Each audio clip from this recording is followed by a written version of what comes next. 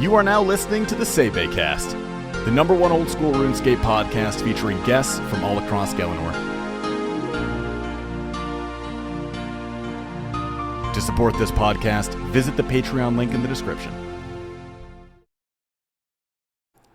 All right, welcome to the Sae Bae Cast number 106 with Idyl. Idyl, how you doing today? I am doing great. It is the honor of a lifetime to be on the Sae Bae Cast.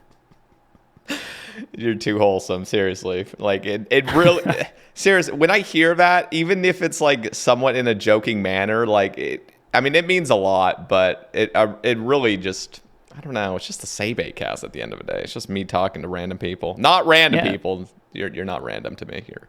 To you, it's you know, it's just the Sae Bae Cast, but to me, it's the Sae Bae Cast. I'm honored. Okay, well, Idyl, yeah, it really has been a minute. I mean, there's been a list of Sae Bae Cast guests I've wanted to have on. Your name has been on there for a while. There's still like 70 or so-ish names that I still want on that I haven't had on. So like, it's just, it's like what you said, there's so many creators. There actually might not be quite 70 now. I think there's about like 60, but I did count them like a year ago, and there was like 80 or so of just people that I want on. Now, I haven't asked all of them, nor do I know if all of them will be on it. Like, for example, Zezima's on there. I'm not going to leak the whole list or anything, but like, there's people I want on. But anyway, so we're just slowly chugging along, and yeah, I'm really happy to talk to you today. So, well, just all those 60, just know that I was more important than you, clearly. I was higher up on the list, and you are always going to be second to Idyl. I just want everyone who's on the Sae Bae Cast after this to know that. Literally, the lower episode number you have, the better you are of a person. Like, that's just how it works. So, I mean, that's objectively true, which means not great things for me, I think, but... Just wait. I got like 3,000 episodes of this. If I do one every single week, I think I got like 3,000 before I die. So like, I don't know, one episode in the 100s compared to 3,000 is pretty damn good, I think. So. I mean, I'm just imagining you in like the retirement home, just still doing this podcast. OSRS is still like alive and kicking, which is totally a possibility. You know, like that sounds insane. That's but I remember thought. I made a YouTube video in 2011. Just when it was just RuneScape, and I remember saying that I think RuneScape had about 5 more years left in it. And I mean, RuneScape 3 pretty much did at that point. That's what I'm saying. I don't think I was far off. I think I was pretty close. Yeah. I'm trying to think, because that tends to actually be a topic that's brought up, is like, when is this game gonna die? Like old school, and. Yeah. I mean, because let's be honest, there's no like new generation that's really playing this game, at least as far as I'm aware. There's no like 14-year-olds that are playing old school RuneScape, are there? Maybe like 5 total, but... I mean, I think old school RuneScape and RuneScape dies with us. It does, I think. I will say, I think Jagex actually, specifically the old school team, I don't play enough RuneScape 3 to come in on their team. I'm sure they're great. But the old school team is so creative, like... Just the concept of like leagues is something I keep coming back to as like an idea that in like the 16, 17 years of RuneScape when the first leagues came out it just had never been explored. And then they just did it, and it brought a whole new audience and brought back an existing audience to the game. And so like, I think what's going to contribute to the longevity too is I just think there's a really creative team that's not just trying to be like, hey, we're going to push out a new raid now just to push out a new raid. They're always thinking about how they can change the content to be more interesting than just making things harder or bigger or whatever. So I actually have maybe I'm shilling for Jagex right now, but I have faith in that team.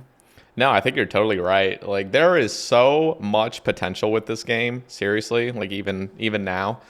It just, I mean, they brought it up on the Winter Summit just like a few months ago, talking about bringing out new sort of game modes, like restriction game modes. I don't think it got much good reception, to be honest, besides just from the part of the niche communities, like the 10 HP communities and stuff that would have official builds. But just things like that, there's so much potential. I was even thinking, what if they came out with like official aerial? I've already had this discussion with like official modes. It seems pretty bad unless they made like a huge change to infrastructure, especially with high scores and stuff, how just horrible those look. But yeah, I mean, they have endless potential for this game, but it really does, I think, kind of die with our generation. So like, we'll see. I just think it's really hard to get people into MMOs these days. Like Final Fantasy 14 is the only one I can think of that is actively getting new people, but MMOs just aren't really a thing that gets played a whole lot anymore. You're right about that. That's so strange. So, well, do you know what's replacing it? Well, it's not even replacing it. It has replaced it and had replaced it a long time ago. Is sandbox games with smaller servers. So like Roblox, Minecraft, Rust, all these games where there's smaller servers where you can kind of do whatever. You have full control over what's happening, or the server owner does at least. And like, it's kind of MMO because you'll play with a lot of people you don't know, but it's maybe more of a tight-knit experience because you can really just play with your friends if you want to. That's what's really taken over the stage of MMOs at this point. That's how I see it, at least. So do you think RuneScape has a shot of like becoming a sandbox, sort of? Absolutely. Yeah, 100%. Completely. I have this video idea, and I've had it for a while, and I mean, it's not like super private or anything. I don't mind saying it here, but it's my pitch to create old school private servers, but not like the janky, awful ones that you see like Moparscape back in the day. I mean, like Minecraft Realm style, you license a server for a monthly fee from Jagex that has 10 to 100 capacity based on how much you want to pay for it. And then there you have some control over like XP rates, drop rates, skill restrictions, like all this stuff that's like really kind of minor adjustments. And then it makes things like, think about like the Battle Royale or Gilnor games. Like it's events could be so much easier to run, and they could be run just by people who aren't even trying to make content out of it. Just friends who are like, oh, I really love watching Gilnor games. I have these 5 friends. I'd love to get together and just do like a day where we just do a Gilnor games for just us. Or these people who want to try out these insane builds with like official quote unquote restrictions without having to bloat the main game with it. Because I think that's what a lot of people don't like about the official account builds, is just the bloating of the main game, kind of removing the challenge too in some ways if they just don't let you gain XP in some of those skills. Like, so it still leaves the main game builds as they are and interesting, and then these servers are more of a playground sandbox. But that's a crazy idea.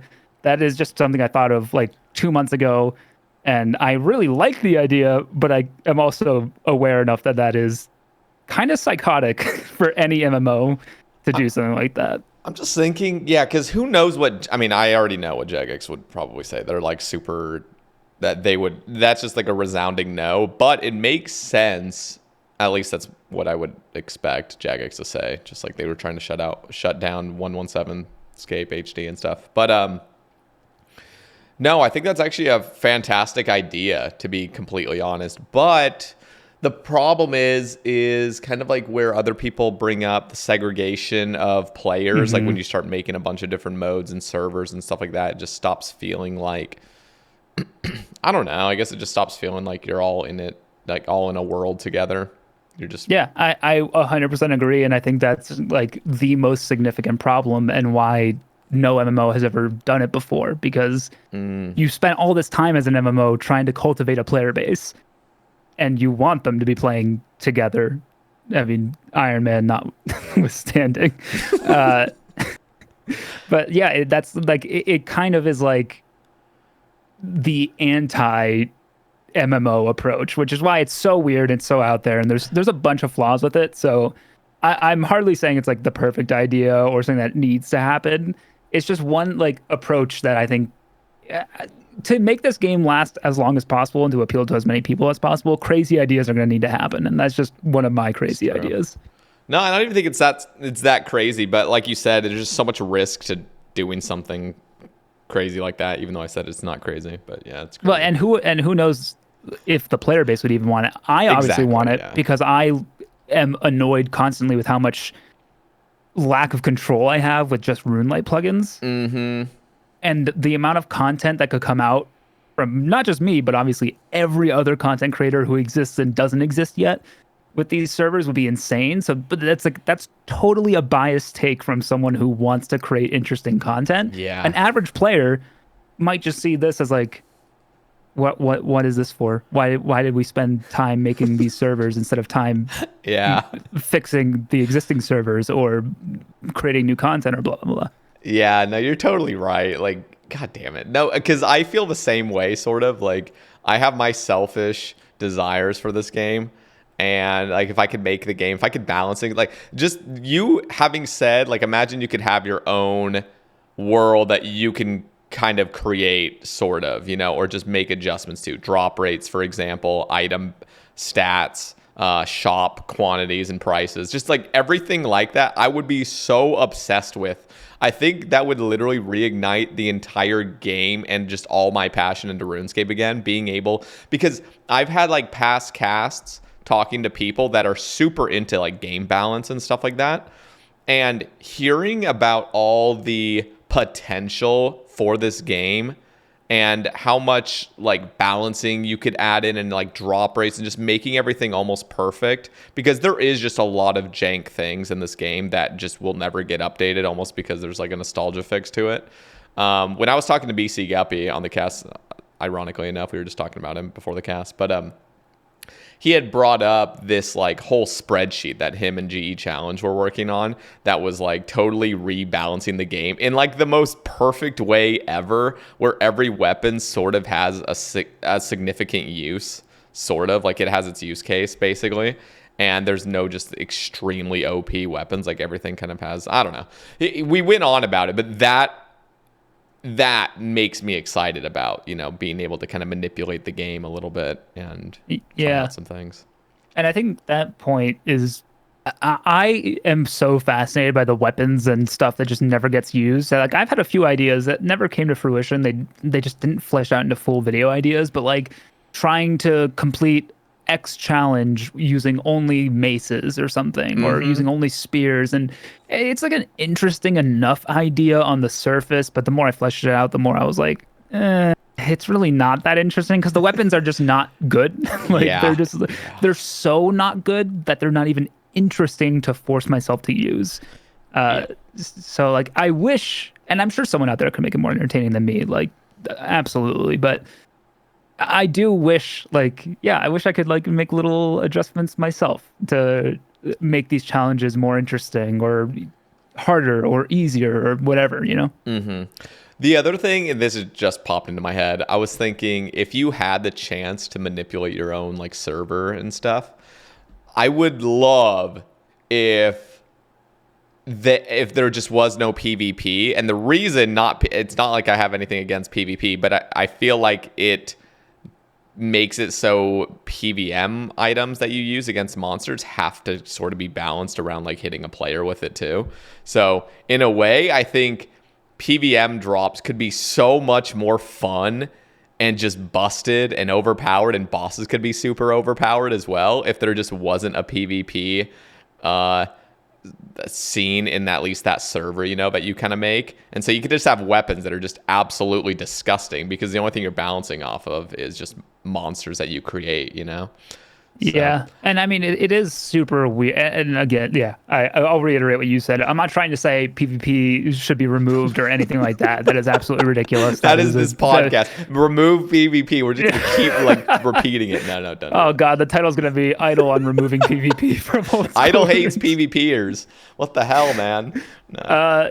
But it is just always annoying to me, and I get why it happens when items or specifically weapons behave differently in PVM than they do in PvP. It irritates me. I get why it happens. I really am annoyed when I'll be like trying to get a thumbnail or something. So I'll have one of my characters hitting another character with a blowpipe, and I'm like, why is this blowpipe so slow? And it's because in PvP, the blowpipe is it's a tick slower, no matter what. Like, and I'm just like, this is, I get it. I understand it would be OP if it worked the way it does in PVM. But my God, it's so stupid. And the thing is, it's going to get worse and worse and worse, because there's no way they're going to raise the HP cap. There's no way they're going to start adding like extra Elysians and armor that actually does damage reduction permanently. And just I don't even know where this game's going to be in 5 years when it comes to PvP items, because like what? Like how, you can already kill people at full anglered up HP just in one shot, you know? Like there's going to be a point where like what the hell are we even making for weapons now that aren't just going to completely annihilate everybody? Well, you know how like there's all these like mechanics, not even mechanics, but just these things that the old school player base just will say is untouchable. Like you cannot change this. Like there's so many things like that in our community. The 99 level cap is a thing that like almost everyone would just say, no, it's 99. 99 is the max level. Never change it to 120. Don't do the RS3 thing. Yep. HP not being constitution and being like multiplied by 1,000 or whatever it is. I actually don't know. Like there's all these rules, and one of those rules is not having a new skill. And after 10 years, it seems like that maybe that could possibly, potentially, maybe be considered as a possible addition maybe later. But for this game to like continue existing, those rules are going to like slowly have to be broken. They have to. I know. And not all of them. I think a lot of them can stay and maybe just be like tweaked a little bit, so it's not so much like a hard stance. It's more like okay, well maybe we can compromise and do this, but like it is going to have to evolve. It just is inevitable, I think. I think the best way to go about it really is just if it makes sense. I mean, they've made so many quality of life updates that, believe it or not, there was a time in the community's history where the whole community did not want like shift drop. And they didn't want you to be able to, like, just have quick left click things. Like that was breaking the game. That was devaluing things. Like, do you know what failed in the first poll? What was it? Middle mouse button to rotate your camera. I love looking back at like the first like 10 polls. There's so many questions in there that are just so harmless. Like a bank tabs failed, and like that one, I voted yes on bank tabs back then because I did play old school RuneScape right on release. But I was like, okay, I get it. You're trying to keep the experience pure. But when it's things like I want to rotate my camera with my middle mouse button, and people were like, no, it has to be a 2007 scape. Like this game has come a long way, and the player base has come a long way from I'm laughing so hard just thinking about ultra purity. Just thinking about how stupid a lot of that stuff is. I can just imagine the J mods back then, like, holy fuck, we messed up making a 75% threshold. Like, Jesus Christ, this game's going downhill because we can't do anything about it. Dude, I would love to be a fly on the wall at Jagex when like a poll just doesn't go the way they expect it to go. Like, it must be so devastating, especially because I know they changed the poll approach, and they claim that they never really used to do a bunch of development and then poll, but we all know they did a bunch of development and then polled. Just like they're like just like, oh yeah, this is definitely gonna pass. Or even with like warding, which was definitely controversial before they polled it. Like it was still kind of like, they put so much work into coming up with what I thought was a super cool idea, and just being a fly on the wall as they see just like failure across the board. All gray, no green. Just that must like it's got to take that personally to an extent, right? And then they tried to like have a bunch of reiterations of warding, but everyone's first impression was like, this is dog shit, we don't want it. And so they had like completely revamped the skill idea completely. It wasn't even the same warding, but everybody still thought it was the same warding. Yeah, that was a mess. The repolling is tough. Like a lot of times when they repoll something, they'll make like these minor tweaks, and it kind of feels like they're just doing a loophole to repoll it. But the problem is we view it that way one time, so like then we start to get super soured on repolling things. But then, like you said, like with warding, they actually made substantial changes every single blog. But I think if you were a no voter initially, you were probably a no voter at the end. Forever, yeah. Regardless of if you actually thought the changes were good or not. And honestly, I don't blame the players for this. Me being a player who has voted no on multiple things before, we're not game developers. We got little caveman brains, and we kind of just vote our initial reaction on things. And whatever benefits us. Like we should, frankly, I definitely shouldn't be trusted. My voice should not be heard on these updates. I'm way less smart than most of the J mods, if not all of them. Like, why are you asking my opinion, Jagex? Yeah. Well, okay. Here, let me ask you this. I want to hear your thoughts on a new skill, but before I hear that, I want to hear your thoughts on forestry. If you have any thoughts, have you looked at that blog post they put out and how confusing it is? I watched your ramble on it. I didn't even read the blog post. Hell yeah! Shout out to I'm not even. I'm not even you. just doing that to be flattering. By the way, I actually like 90% of the time I will just watch your ramble while I'm doing something else instead of reading the blog post. I love Forestry. Yeah. My only opinion on it is the art they've come up with looks pretty cool, and it's nice to look at. I don't get it. I don't get it. That is, those are my thoughts. When they talked about it at the summit, I was like, "Oh, this is cool. Okay, sick. Yeah. So you're not making a mini game. You're kind of like revamping the skill in a way where we can still train it the way we always have, but like we can get this whole new deep layer to it. Like I was really into that idea of not just continuing mini gamescape, but instead really fleshing out a skill and seeing what it could be and what it could mean to train with other people and how that looks and how that affects and how a skill could truly affect the way you play the game and how a higher level skill will affect day-to-day gameplay. It's like, this is super cool. They're really approaching skills the way I think skills should be approached. And then I watched her ramble and I tried to understand it and I just didn't. I just straight up didn't get it. And I don't know if I'm, again, just not smart enough. You'll hear me say a lot in this cast. Maybe I'm just an idiot. That's totally possible. But I like the goals, at least. The goals they stated I'm in favor of. I just don't really get the blog. Yeah, I'm a little bit worried. For the most part, I'm still excited for it to come into the game, as I've mentioned, like in those rambles. Like I am excited for it, but I just don't even know what I'm excited for. I guess I want something, something to happen and to just discover it, I guess. It might be the kind of thing where you kind of just have to experience it to understand it. Like, you ever have someone explain a board game to you and they tell you every single rule before you play it, and you're like, I don't know what's going on.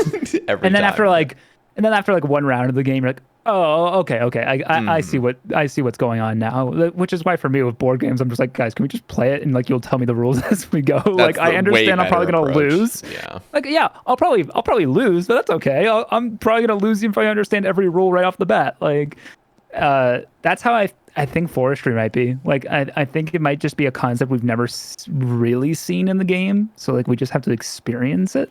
Yeah, that's really it. We're going to experience it. The problem is like they don't really include many visuals in those blogs, and there's just so many new so many new terms that they're coming out with, and there's like no visual for it whatsoever. And it's like, okay, I mean, I guess this is going to be kind of cool, right? Like, sort of, but we have no idea. But you're right. I think when it comes out, we're just all going to get a feel for it, and it's going to be fine and dandy.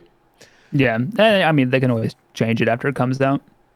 What are your thoughts on a new skill, though? Do you have one in particular you definitely would vote yes on?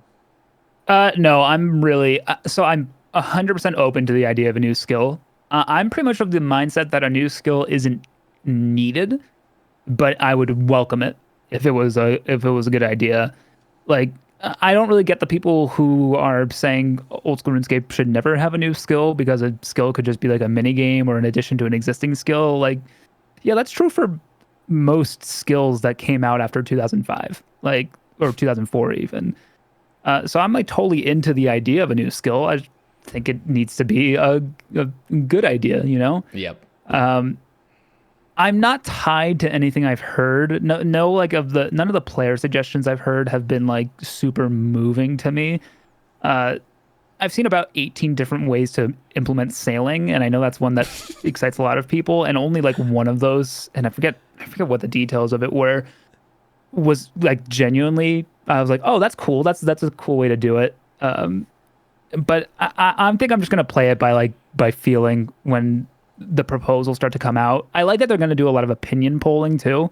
That's super important. Don't make me decide if we're getting a new skill just like right off the bat. Yep. But I would say I'm just like, yeah, I'm interested in a new skill, and I want to see what comes out of like their design meetings. Yeah, I'm excited. I really don't know what the new skill is going to be. If I had to guess on what it's going to be, it will probably be sailing. I think so too. Like, I just can't see any other one that gets quite as much popularity, and just exposure. When Bard was being sort of, I don't know, shown to the community through Gentle Tractor and Caveman Only, like they put together that whole thing, and I mean, it was so well put together, and the skill kind of like morphed into the game pretty well, and there was like a lot of nice visuals and stuff and the way it went. But so many people just want combat. I mean, they want a skill with combat. My only concern with sailing is that, like, is that what we're gonna get just because it's by default? Like, because it's a skill we've been talking about since we were kids. Like, oh, sailing's coming out. Pretty much. Like, that's my only fear with it, and it's kind of unfair for me to put that on sailing because it could come. Like, I don't want to just be against it if they come up with a super cool, interesting skill idea for it, just because I'm like, oh, we're just doing sailing. That's so lazy. Like, it doesn't mean it's lazy just because they're doing it. But yeah, we'll see. The other skill ideas that are always brought up is like Artisan, which is basically Slayer for skilling, which is, in my opinion, the stupidest skill idea ever. It would just... Yeah, I've seen the Artisan suggestions too, and I think it's because the contract system has become so popular. Like, because everyone's like, Slayer's great. Let's do Slayer for farming with farming contracts, and just like, it's become kind of like a game mechanic that people find motivating to make them train that skill. So I'm not super against it. I don't know how you make it more than that, because I feel like it has to be more than that. Yeah, the thing is like, farming contracts are great. I wish they had done it in a better way where you can't just unlimited skip every contract. I wish it was actually more like Slayer, where you actually have to save up for skipping stuff. Now, so just if they wanted to come out with something like Artisan, it should not be a skill. It should just be skilling contracts. And that could just be its own sort of like Mahogany Homes type thing, where it's like you just go somewhere and they tell you what to do, and then you get, points and extra XP or whatever the hell it is. But like, as a skill, it would literally mean you have to train Artisan for everything you do at all times, basically, because you'd have to get your Artisan XP with your skilling XP. I don't know, but it just sounds like a headache. And with farming contracts, farming contracts came out, like Kebos, that whole area came out, and then right after they came out is when I came back to the game. I took like a 5-year break from the game, and then I started playing again. And I was like, oh, I'll go check out farming contracts. So I went to the farming guild, got a farming contract, and I think it was to grow a cactus. So then I went to Al Kharud and I planted a cactus. And then I checked the health of the cactus, like 50, or it was a potato cactus, so it only took like 50 minutes. Yeah. And I went back and it was like, yeah, your contract is to grow the potato cactus. You should do that. Why haven't you done that yet? And I was like, what the am I allowed to curse on this? Yeah. Go for it. I was like, what the fuck are you talking about? Absolutely, I've grown a potato cactus. And then I realized there's patches in the farming guild. Yeah. And I'm not going to lie, I was disappointed because I thought like, it's going to be like, yeah, there's patches in the farming guild. That's cool. And you can grow special new things in the farming guild only. I was like, yeah, that makes sense. But I thought it was going to be like, oh, we've added some new patches around the world, and like you'll have to travel around the world and plant the things there. And like it's a different way to experience the world you've known for a really long time. And so like I was a little bit disappointed. I was like, oh, I thought we were going to like go all around Gilnor, like planting different crops, and that's how we get our contracts. Yeah, they didn't really do a great job with implementing that. I don't know. You're right, though, because I actually do recall me thinking the same thing. I thought that contracts were just anywhere in the world you could do it. I think farming contracts are fine, too. I think Jagex probably saw that it was like, people are going to like farming contracts, and it's going to be a way for people to get back into farming. Mm-hmm. And maybe they they knew they didn't have to put that much effort into it. Like, that's true. Just really make a contract system and it'll work and it'll be fine. Yeah, I mean, you're right. I still think farming contracts have like so much more potential to it, and just contracts in general, because I kind of like Mahogany Homes. It's pretty chill, and that's just like a literal contract mini game. And yeah, I just wish the rewards for Mahogany Homes were more interesting. Like, obviously you go for the Carpenter's outfit, you go for the plank sack, which is literally just to help with Mahogany Homes, and the saw maybe.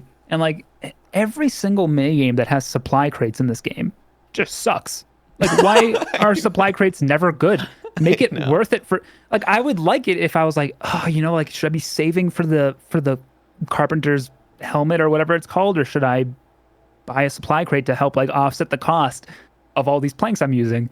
Right now, it's like if I spend the points on supply crates, I am just wasting my time, just objectively, and it's not close. And you do not need a spreadsheet to tell you that. Like you can just see it. You're like, yep, this sucks. Wish I didn't buy that. Yeah, they really have to buff those crates. Like, Jesus Christ, they're horrible. I would actually be super.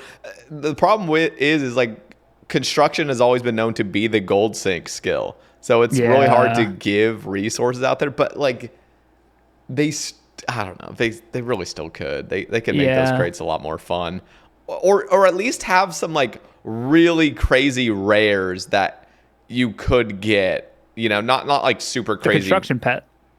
A little That plank too. that just follows you around. It just hops around behind you. It's just a regular looking plank that's just following you. It's like a 1 in 10,000 from the supply crate. Yeah, shove a pet in there, shove some fucking clue scrolls in there. That's all. I mean, that's all I want technically. Just That's what RS3 did, scrolls. man. They just added pets to every skill, and they're like, go get it, go get the pets. Yeah, but then you got the pet hunters that literally have dedicated their life publicly to pet hunting, and then whenever a new pet comes out, they fucking whine and bitch and moan. Yeah, I want to ruin their lives. That's what I want to do. It's just Also, I mean, my perspective on the supply crates is definitely an Iron Man perspective because I've almost only played Iron Man for the past 4 years. So take my opinions on this stuff with a grain of salt. I don't even give a thought to the RuneScape economy, and I know that's super ignorant. So I know if the supply crates were good, it would probably screw the economy. So mains, I'm sorry. I didn't mean to offend you if I did. Yeah, you offended them. One of the ideas I think it was on the Lake cast where I was talking to him about what if, okay, so you know how they started coming out with those like caches, those like chests. So you get like the icy, or what's that one called from Muspa? You get like that little frozen cache, and then there's one at TOA, which is like the like the Cache of Runes and stuff like that. Cache of Runes, those things. So I was thinking, and I actually really like those kind of things where you just, they're cool. They kind of feels like a little special when you get them, even though like they're just a regular white light reward. Yeah, it does. I was thinking, so I was talking to Lake, I was like, what if, I was thinking in my head back then, what would be something that would just be super, super fun to do that you don't get to do in the game often? And one of those would be like a little instance that you get sent to where there's just a metric fuck ton of dragon implings everywhere and a few lucky implings spread around. And so you get this like cache or just something. It wouldn't have to be a cache. It'd just be some sort of item that when you open it, there's a rare chance of you getting teleported to this area. And you basically just have like 30 seconds to just catch as many dragon implings as possible. Or just something like really fun like that. I personally think that would just be a total blast. Just have a super rare chance of getting sent somewhere and just catching a bunch of implings and then opening them later. So I love that for one specific reason. Okay. And that's because I know there's at least 3 or 4 Snowflake series out there that would then rely on that to accomplish whatever goal they have. Like Swamplotic style, trying to catch the lucky impling for the rune crossbow. Like they're like, I need to do mahogany homes as much as I can because the supply crate has this rare chance of giving me this opportunity to go like get this crazy like access to something I normally wouldn't have access to with my restrictions. Like I love when something's super rare. It gives you access to something that seems pretty normal, but you just know for some weird accounts, it's going to be the thing they're hunting for so long. And maybe I'm just sadistic because I would never do that myself. But I love watching other people do it. Did you just ask maybe if you're sadistic? Well, to be honest, you've never done anything like super crazy in the game. No, never. I've never done any crazy grinds in my life, but I have shocked myself in RuneScape before. So I mean, like I have done sadistic things, just not in a time perspective, but on a pain perspective. Okay, I actually have to bring this up because, it's relevant to this Twitter topic. So, Mind Goblin or Hamzy asks, "Do you ever play RuneScape like a normal person?" No, literally no. I think the last time I played RuneScape like a normal person was 2019. A normal person. Like, and by normal person, I assume they like you log in, you decide what you're going to do, and then you go do it. Mm-hmm. Yeah, no, I haven't done that in years. Jesus. So what sparked that? Was it just simply because of content creation? I started playing like weirdly before content creation, and then I started just making content out of the weird ways I was playing. But it was really just because I've been playing this game since 2004, and new things keep coming out that I have yet to experience. I've never done Tob still. Like that, I've just never set foot in Tob other than Night at the Theater to get a Questscape. Damn. But for some reason, I don't get dopamine from being able to access a new boss or get a drop from a new boss. I get dopamine from coming up with a stupid way to play the game and then making that stupid way to play the game and then just doing that for a little bit. Like that's how I get my dopamine from this video game. Yeah, I think I'm just broken. No. That actually makes sense. Especially if you're like good at creating ideas like that, because there's a lot of people that just don't have the creativity to even or just have the time or patience to play a Snowflake or some sort of creative mode. But it definitely is more fun to do those creative modes when you get to share it with others, like on YouTube or anything else like that. Like that's when the real fun is, when the community's involved. Yeah, I think it's just, I don't know. I like making the stupid stuff and then putting it on YouTube. And then there's always like at least a couple of people who are like, this was a really interesting idea or it was really funny. Like my main thing is actually trying to make funny stuff. Like I don't necessarily want to make these really entertaining from a gameplay perspective challenges, really. I want to make stuff that I know is going to be funny to play and funny to watch.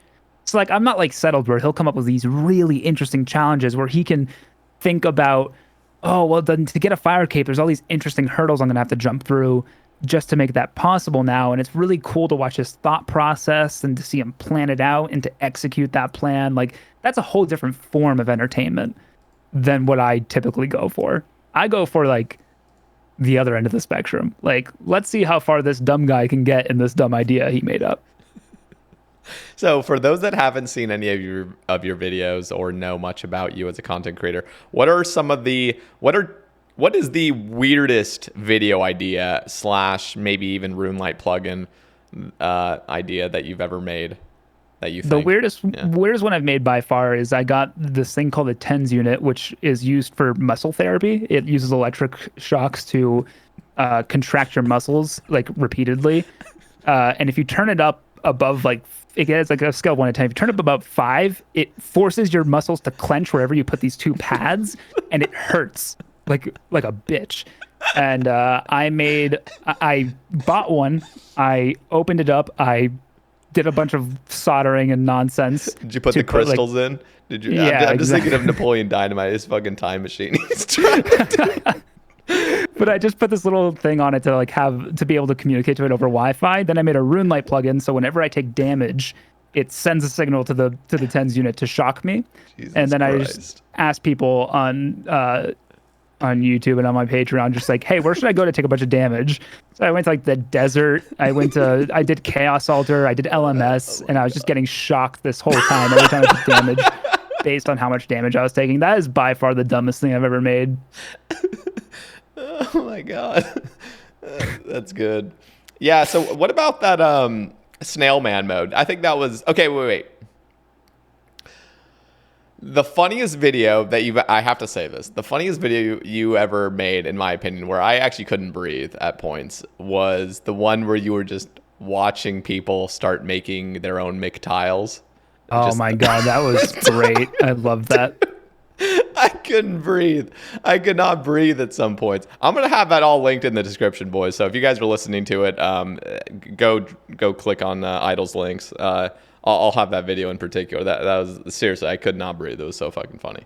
Yeah, that was the first video of mine that ever got like any significant amount of views, and it was.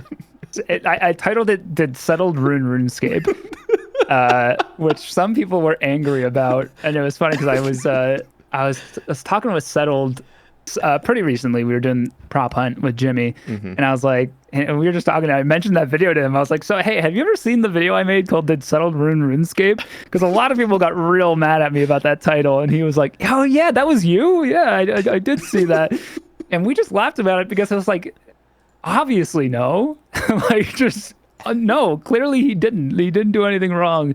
But that video was just so fun to make because I was just on stream. I was burnt from whatever boss I was doing, and someone was like, dude, I'm in Lumbridge. I just saw like 3 tile men pop up. And I was like, let's go talk to these tile men. Oh my god. I'm just trying to think of like just that random like Jimbo, or just I say Jimbo, but just like some random Jimmy or Timmy, you know, just coming back from school, watching their settle video, like, oh, I'm gonna make a tile man. Just sit there and just stood on a tile just waiting for their man to come so they can just it's just so funny. Plus because they're like my hostages too while I'm talking to them. It's like, yeah, what are you gonna do? You're gonna walk away? No, I don't think so. Oh, you got 3 tiles unlocked? Yeah, how far are you really gonna go? At a certain point I started to get worried that I was bullying them, but when I watched it back, I really didn't say like I don't think I really bullied any of them. I was just asking them questions. Mm-hmm. Yeah. The only bad thing that happened was when I talked to a PvPer who made a tile man. I won't repeat what he said, but you guys have to get a click on the video if you want to find out more. Yeah, it's I almost cut it from the video because I was like, is this too offensive? And then I was like, you know what? I'll just put it in. I won't narrate it. Like I won't voice over what he said, and then I'll just cut away. Oh my god. Okay. And if you don't want to watch the video, just what do you think a PvPer would say? Like just whatever you think a PvPer would say if they were making a tile man. You're probably right. Oh my god. The other video I really loved was your snail man mode. Yeah, that was the one, man. That was the one that like the settled one was the first one that got any amount of views, and I think that one in the first like 3 days got like 8,000 views, and I was blown away. And then Snail Man was just a whole different beast entirely. So explain what Snail Man is, and also how did you even come out with that idea? So Snail Man it's a Runelite plugin where a snail will spawn on the opposite side of the world from you, and it will slowly hunt you down. And if it touches you, you quote unquote die. I can't actually make you die. You lose your Snail Man status. And it can use boats. It can use spirit trees. It can use a lot of stuff. It's a decently smart snail. But the way I came up with that idea was actually someone in my Discord linked to me a Reddit thread where someone was like, hey, like here's like a classic meme, and it wasn't even a RuneScape meme. It was just something that someone in like 2015 came up with. It was like, would you take $1 million, but a snail is hunting you down, and if it ever touches you, you die? And then someone was like, this, but a RuneScape game mode. And then I had never made a Runelite plugin before, and I was like, this feels like it could be a Runelite plugin. So I just, in like a matter of 1 week, I learned how to make a Runelite plugin. I made that, and then I made a video on it. And it did really well. And then it turns out the plugin crashed a bunch of people's computers. So, you know, my bad. Oh my god. Yeah. So I'm trying to remember the video exactly. There was a point where like the snail was going hella fast. Like it seemed like it was just going too fast, and you had to slow it down by like half speed or something. So I had the snail move 1 tile every tick, which is walking speed, which I thought was a normal speed. And you know, if you ever walk in RuneScape, you're like, this sucks. This is the worst. I'm moving so slow. Turns out that's pretty fast when you don't know where the snail is. And at one point in the video, I went to the stronghold to get 10K because I was like, oh, I was, classic way to start an account. And I was just climbing back. I got the 10K. I was just climbing back up the ladders. And as I get to the top floor, the snail climbs down the ladder at the same tick, just instantly hits me. And I was like, at that point, I was like, okay, well, I'm like 5 minutes into the first video, and I want to make a few videos out of this. So I was like, what if this didn't happen? What if we just ignore this? And then I immediately died again because I couldn't get anywhere. I had no teleports, obviously. I had like nothing. I had no way to get away from the snail. And I realized if it got close to me, all I was doing was walking away from the snail at the same speed it was chasing me. Because my agility level was awful too, and I couldn't really train agility or else it would get me. So then I had to slow it down. It was just like, I put no thought into balancing the snail at all. I just made it, and I was like, great, let's film. And I then realized that I had made a grave mistake from an entertainment perspective, which actually ended up being the funniest part of the whole video. Yeah, shit. That's you know what? As you were saying that, something came to my mind. So for a new skill, imagine this. I know this is completely unrelated to a snail, but I was thinking when you were saying the snail can like use boats and use like fairy rings and shit like that to get places. I was just thinking, how cool would it be if instead of sailing, we got aviation? I know that Aviation, dude. I was just thinking. Okay, so you know how there's gnome gliders, yeah, and they're basically almost useless to ever use. Like, I mean, I guess there's a couple maybe, but nobody ever uses them. And there's also those eagles, from Eagles, whatever peak or whatever quest. Yeah, what if there was like a new skill called aviation? You make your own fucking glider, or you pimp out your own eagle or something like that, and you just fly places. Actually, now that I would think about that, we already have teleportation, so that actually sounds pretty useless. But yeah, I mean, it doesn't sound like, I mean, again, it's like any good sailing idea. Sailing has to take you somewhere interesting. Yeah. Like it has to. So aviation would be the same thing in my opinion, just a different graphics, different models, you know. Aviation. That would be pretty dope though. Like make your own dude, imagine like just constructing your own goddamn plane. Like just straight up Wright Bros and RuneScape. No, somebody had, what was that one idea that somebody put on Reddit? It was like it was like engineering or something. It was something, it was like science. Science? I think the skill was just called science or something like that. Oh, I don't go on Reddit. The only time I ever see Reddit posts is when people send me Reddit posts of plugin ideas. Like that's the only time I ever see them.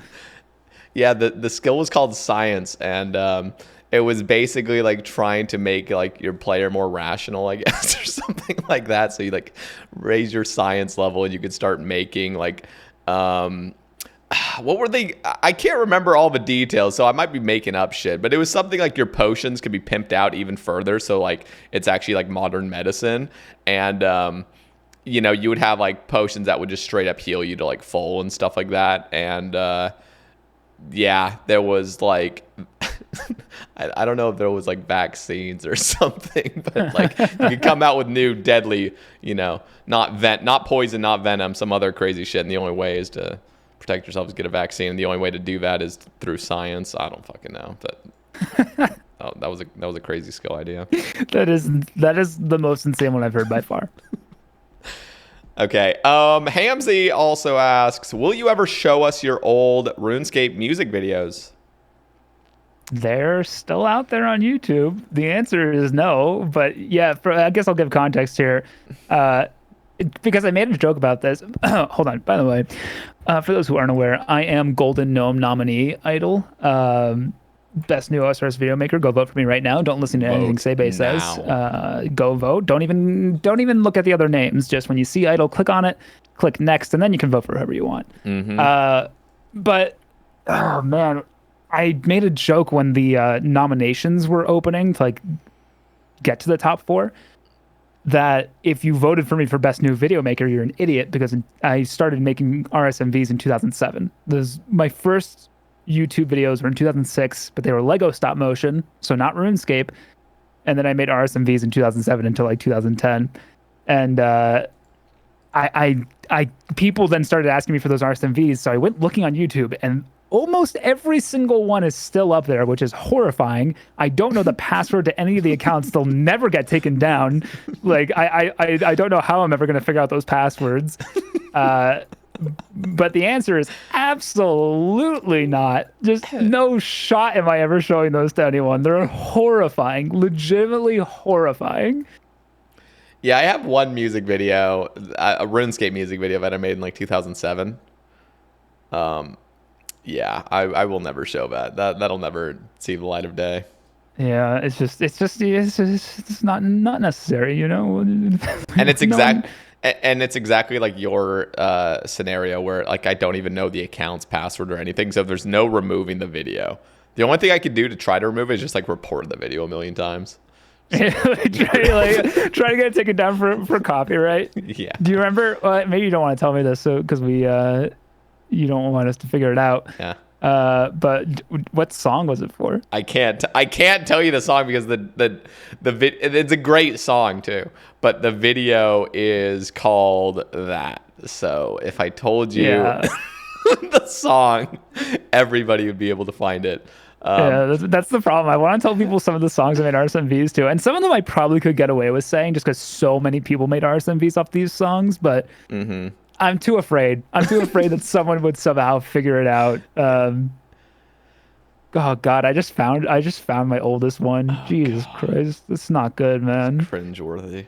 Oh God, I'm reading the description of it. Why did I ever talk like that? Who? No, just terrible. Okay, dude, have anyway. you ever? Okay, I don't know if you were on Facebook as a kid. Like, I got on Facebook when I was like 12 or 13, and I've since it's probably been like 5 years since I've like fully deactivated my Facebook, but about like 3 years ago, I just logged in and it temporarily deactivates or reactivates your account until you deactivate it again.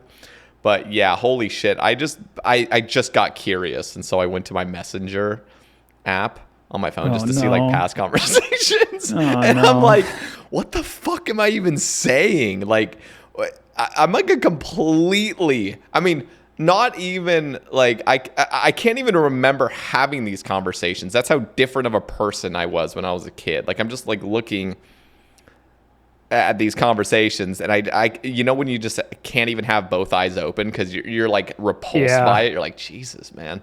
Yeah, I was reading some of these conversations. I'm like, okay, this has completely given me nightmares. Like, I'm going to just randomly wake up at night and just think about the most cringe shit I've ever said, and it's because of this. Yeah, so yeah, it's pretty awful to have grown up in a time where the internet was a thing, because I was not shy about the internet growing up. Like I said, 2006 was my first video, and I think I made YouTube videos consistently on different channels for different games until 2013, and then I stopped until I started again in like 2021 was when I started making YouTube videos again. And it's awful because I know where most of those things are. And sometimes, like you, my intrusive thoughts will win and I'll go check out those videos or those posts or whatever. And I'm just like, wow, I really just had no shame. Just like apps like I thank God I was never like edgy, so I never said anything horrible. Like there's nothing I need to be like, oh, I need to scrub this. Like the worst that will happen is if people find it, I'm incredibly embarrassed. But like, thank God I was like never offensive or anything, because I posted just so much stuff. But I still have to deal with it. Yeah. Like I still have to deal with the fact that I created this stuff. Yeah, it's not great. Okay, I actually really love this topic. And Ignoble Solid, what a legend. He asks, or he says, a bunch of creators have shifted their focus into YouTube and found success, you included. Would you stream again, or are you going to stick to YouTube full time? What are the pros and cons of each platform? Do you find one easier than the other? That's like a really good question. Wow. Yeah, I love it. I don't think I'll ever stream again as a primary content creation kind of thing. I'll definitely go back to streaming, and it'll be kind of a supplemental deal. It'll be almost like a free time thing, unless I have an idea that requires me to be live. Like, you know how like Hanani will have some videos where it's like right now she has this Twitch Everyone account where like you click on the Twitch screen and that controls the account. Like, if I had an idea like that, obviously I would go live for it. But I don't think I'll ever go back to it in the same capacity that I used to do it. And the reason for me, and it's not the same reason for everyone that have switched to YouTube, is my ideas that I come up with, and I come up with ideas like at an insanely fast pace. And 99% of them are awful, just to be clear. Like, I don't come up with like banger video ideas every 5 seconds. Most of them suck. But the ideas I would come up with and the ideas that I found fun to come up with and fun to make just were so much better suited for YouTube videos than for streaming. And I had a really hard time coming up with interesting ideas for streams. And I think the best streamers out there do kind of approach streaming the same way as making a YouTube video. Well, they'll come into each stream with an idea of what that stream's going to be and how it's going to be interesting. And that to me is really hard to do. And I really respect the people who do it well. Like, they deserve so much credit. So for me personally, I think YouTube is just, it's an easier platform, kind of. Like, it's more work per thing I put out, but I find it easier to work on those things than I do to be live all the time. And I think that more and more people are switching to YouTube now, or not even switching, but doing YouTube now, just because they realize that even if you don't want to be like coming up with crazy ideas for a YouTube video, you can make YouTube content pretty easily that will be like a helper to whatever other content you are doing as your primary. Like, every TikToker out there has a YouTube channel. Oh, every Twitch streamer out there is slowly starting to have a YouTube channel too, even if they're just posting like highlights and they're just hiring an editor. Like, YouTube is just kind of this core hub where a lot of content creation starts or goes back to or is discovered. So I think that's why we're seeing a lot of people switch to YouTube. But for me personally, it just aligned with what I wanted to do creatively better. And that's just me. That's not the case for everyone. And that's why I find it easier. It just, it jives with my brain better. So what do you think are the pros and, well, at least in your opinion, pros and cons of Twitch and then of YouTube? I guess, Pros of YouTube, undoubtedly, the ability to find someone. Like, I don't have to do any promotion to a video for people to find that video, assuming I made a good title and thumbnail and the video itself was at least somewhat interesting. I mean, title and thumbnail is like all of it, honestly. It's like 95% of it. If I make a good title and thumbnail, I can make a shitty video and people will watch it. It's just the truth. But so the discoverability is a huge part of YouTube. Twitch, the big pro, and everyone knows this, it's just the culture on Twitch, man. I mean, there's toxic culture everywhere, but the culture and community on Twitch is so much stronger. Like, I really, really parasocially felt connected to people on Twitch, and I don't get that from YouTube. So YouTube kind of feels like there's a layer between the content I'm putting out and the people who are watching it. With Twitch, it just feels so much more close. And with the fellow creators, you feel a little bit more closeness too, because you're all just, you can watch each other and usually have a face cam and it's in real time too. Yep. So I think that's one big pro that Twitch has, and even YouTube gaming doesn't have it. Like, the culture on Twitch is so specific, and it's the hardest thing that any Twitch competitor is going to have to deal with. It's just Twitch culture. It is what it is, and you can't really replicate it. It's crazy to think how Twitch, I don't know, it's just weird because I think when Twitch was first bought, I don't know if it might have been Justin TV at the time when it was bought. I don't know the whole like history of it, but like, just to think somebody's paying billions of dollars for just like a video game streaming service, like, what the fuck, just make your own, you know? But then you see the people that try, I mean, Mixer, for example, tried to compete and they had tons of money to throw at it and just got nowhere. Like, just like, it's so much of it is just familiarity, recognizability, and just everything like that. And just the culture is already there. It's impossible to take down a giant. Just to be clear, when I was streaming on Twitch consistently and when I'm not streaming on Twitch anymore, I am one of the biggest haters of Twitch, the company, in the world. I think they make so many just awful decisions back to back to back that is honestly the testament to how big their culture is and how strong their culture is. Because any company that makes as many bad decisions as they do would have sunk by now. And Twitch has seen a minor drop off that is more attributable to people going back to an office than it is to decisions they've made. Like, that is like Twitch is the too big to fail motto in a company format. It's wild to me. Which also, one more pro about YouTube versus Twitch, and it's kind of cuts both ways. If you do this full time, YouTube income is so much more reliable. It is so much more reliable. It is so nice to have a really solid idea of how much money I'm going to be getting every month, and especially when you know how CPMs work, which I won't get into because it's super boring. Just having a solid idea of your income every month from YouTube alone. Twitch will probably make you more money if you're a good streamer. It'll probably make you more money, but it really fluctuates hard. Yep. So like that's what I mean by it cuts both ways. There's a good chance you'll make more money on Twitch if you're not a huge YouTube creator, but it's just kind of nice the stability of YouTube. They've really solidly got the monetization down, except for people who get demonetized randomly all the time. Shout out to Nanny, she gets demonetized all the time, and that sucks. Wait, so do you get sponsorships on your videos?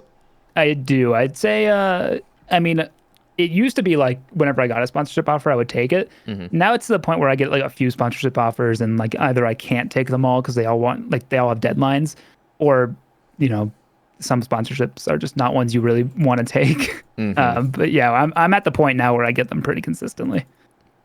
And Yeah, that's a big part of the stability. Yeah, that's definitely what I've heard. Are you a part of Crusader?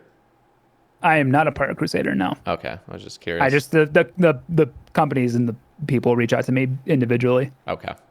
Yeah, that's where YouTube really starts becoming just very consistent, is when those sponsorships start coming in, because I mean, I've talked to Solo Mission about it, and yeah, hearing how that all works is pretty insane. But yeah, you're right. Sorry. I was just gonna say, like, the sponsorships used to be like only for like the people in like the 1 million subscriber mark, and I guess they're effective enough now where like as long as you're getting like 20-30K views a video, like you'll get sponsorship offers. And like that is such a huge boost to income for what is a pretty small commitment, especially with how sponsorships are just a part of YouTube now. And I know that's annoying to some people, and I totally get it. I really, really do understand it. But like, because it's an accepted part of YouTube, it's kind of like a small thing, and it can be such a boost to a creator's ability to make videos and make them consistently and dedicate more time to them. Yeah, well, I personally think that you are kind of a natural YouTuber in a way. I think you're a natural video maker. I mean, you're a great entertainer as well, live entertainer as well. You could be a great streamer, but I think not to say you weren't a great streamer. You were a great streamer, but no, man, I get it. I sucked as a streamer. You're happy I switched off. I mean, hey, that's fair, man. That's fair. I'll take the criticism. I did not word that correctly. That did not come out the way I wanted. No, you worded it fine, man. Yeah, but I'm glad that you've found like what fits your style and everything like that, and the fact that YouTube is, it's able to like produce income that's reliable and stuff, and you can just have a ton of fun because you love making videos that are just creative and coming out with quirky ideas. I think that's just awesome that there's a way to do that. And just shout out the RuneScape, old school RuneScape community specifically, because again, I don't know anything about the RuneScape 3 community. They are just, the YouTube community has changed so much where like you used to you had to do a progress series. Yep. That is the only way your YouTube channel will take off. And it's still a good way. But the YouTube community and the creators have gotten so much more accepting of these, just like doing these wild ideas and just having them be these one-offs, like the Settled Escape Room, which I call the one-off, and some people got angry at me. Like I just meant that it's not a series. To watch his second escape room video, you don't need to have seen the first one. It's just this interesting concept that has nothing to do with leveling up an account or anything like that. I'm really thankful, because that's the kind of video I like making. I like coming up with a different idea and exploring it in a video or maybe 2 videos and then leaving it at that. And the community has like been so embracing of that for all these different creators who are doing that. So just thank God that happened, or else I probably would not be making RuneScape YouTube videos. Yeah, it's cool. And the thing is, we're only scratching the surface. There's probably so many different ideas and different sort of series and other snowflakes. I feel like there's just so much untouched ground when it comes to OSRS content on YouTube, and we're just about to see it all this decade and beyond. I think, like, I 100% agree. Yeah, it's gonna get fun, I think, very soon. I really do wonder though, what happens. Let's just say OSRS makes some like horrible decisions and the game starts like legitimately dying, which again I can't really see, But like, what happens to all the content creators? Where do we go? Do we just keep playing and then eventually hop on the private servers, or like how does that work? Yeah, I think it's going to depend from person to person. Like for me, I would be decently quick to jump ship because I have a bunch of ideas He's the for other first games. one to jump ship, just fucking bail. Yeah, Dude, what I love doing is like playing games in weird ways, and usually that means mods or that means plugins in Runelite's case.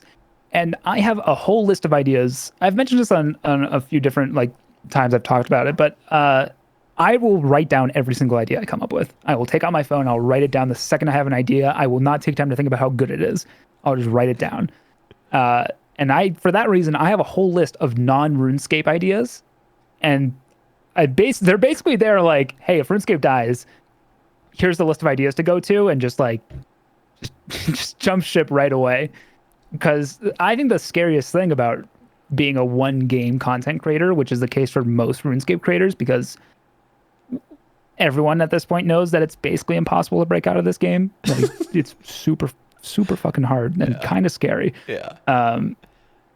If I don't like that. That is like an uncomfortable feeling to me, even though I love this game. It's nothing against the game. It's just like, I don't like that I'm not diversified. That's why I think I'd be so quick to do it. Cause I'm like, hey, if this game's going downhill, I'm gonna have to diversify now or never. So Yeah. that's why I would be so quick to do it. Yeah, that makes sense. It's just strange because it really does feel like this game's completely timeless, but who knows like what would happen if something terrible happened, you know? Yeah, and I think, I have faith in at least the old school team that if the higher ups were trying to force some decision through, there'd be enough pushback where there would never be this just like one decision we'd look back on that just sunk the game immediately. It'll probably be like death by 1,000 cuts kind of deal. And if that's the case, then this game has so much more runway. That's a good point. And everything they're announcing, by the way, has been only exciting for the game. So like, I'm not even talking about like, oh, the game is trending down now. Like, the game is fine. The game is healthy. And I am rooting for it. And I will always root for this game. And I will play it as long as it's out there. Yeah, same. Okay, Furrywall asks, do you think the plugin imbued fart is too OP to be allowed on Runelite? Yeah, but I'm only angry that I didn't make it. Oh, did he? Wait, you didn't make it? Who made it? I don't know who made it. I think that plugin's been around for a too. while. I wish I made it. But I have made many things in this game. You know what you should noises. make? You know what you should make? You should make imbued shart, so it's more aggressive. Oh, yeah, and then I make you poop yourself. I have made characters poop themselves before, so I do have experience in this specific department. My most viewed video ever is one part of it is me making a RuneScape character poop itself after eating. So if you guys aren't familiar with my content, there's a little taste. Oh my god. Of what I'm known for. Okay, here's something I need to ask you about. Can old school RuneScape become a survival game with hunger and sleep and all that shit? Is it possible? Do you have an idea of how that could actually work if it were to be an actual game mode? I sure hope so, because I uploaded a video this month called I Turned RuneScape into a Survival Game. And yeah, so the reason I wonder is because like Runelite clearly doesn't have the power or capability to like really make it, deadly. Yes. So here's how my plugin works. Okay. It has hunger, and it's just based off of eating, and it goes down. It has a day-night cycle. There is the concept of sleep in it, but not really the way you might think of it. And then because I can't kill you with a Runelite plugin, which is my biggest... I really wish I could kill characters with Runelite plugins, but you just can't. I created a life point system, which is... is like you lose the game mode if your hit points at 0 or if your life points at 0, and your life points go down if it's nighttime and you're not near a fire.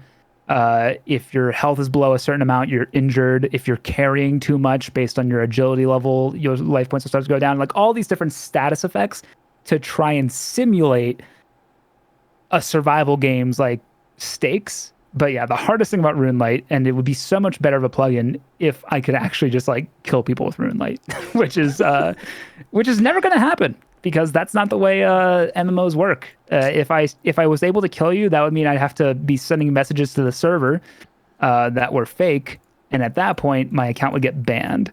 So, which, you know what, in a certain way, is kind of like killing the account.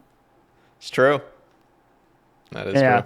The biggest issue with almost every Runelite plugin idea I see is people want like these crazy stakes to happen.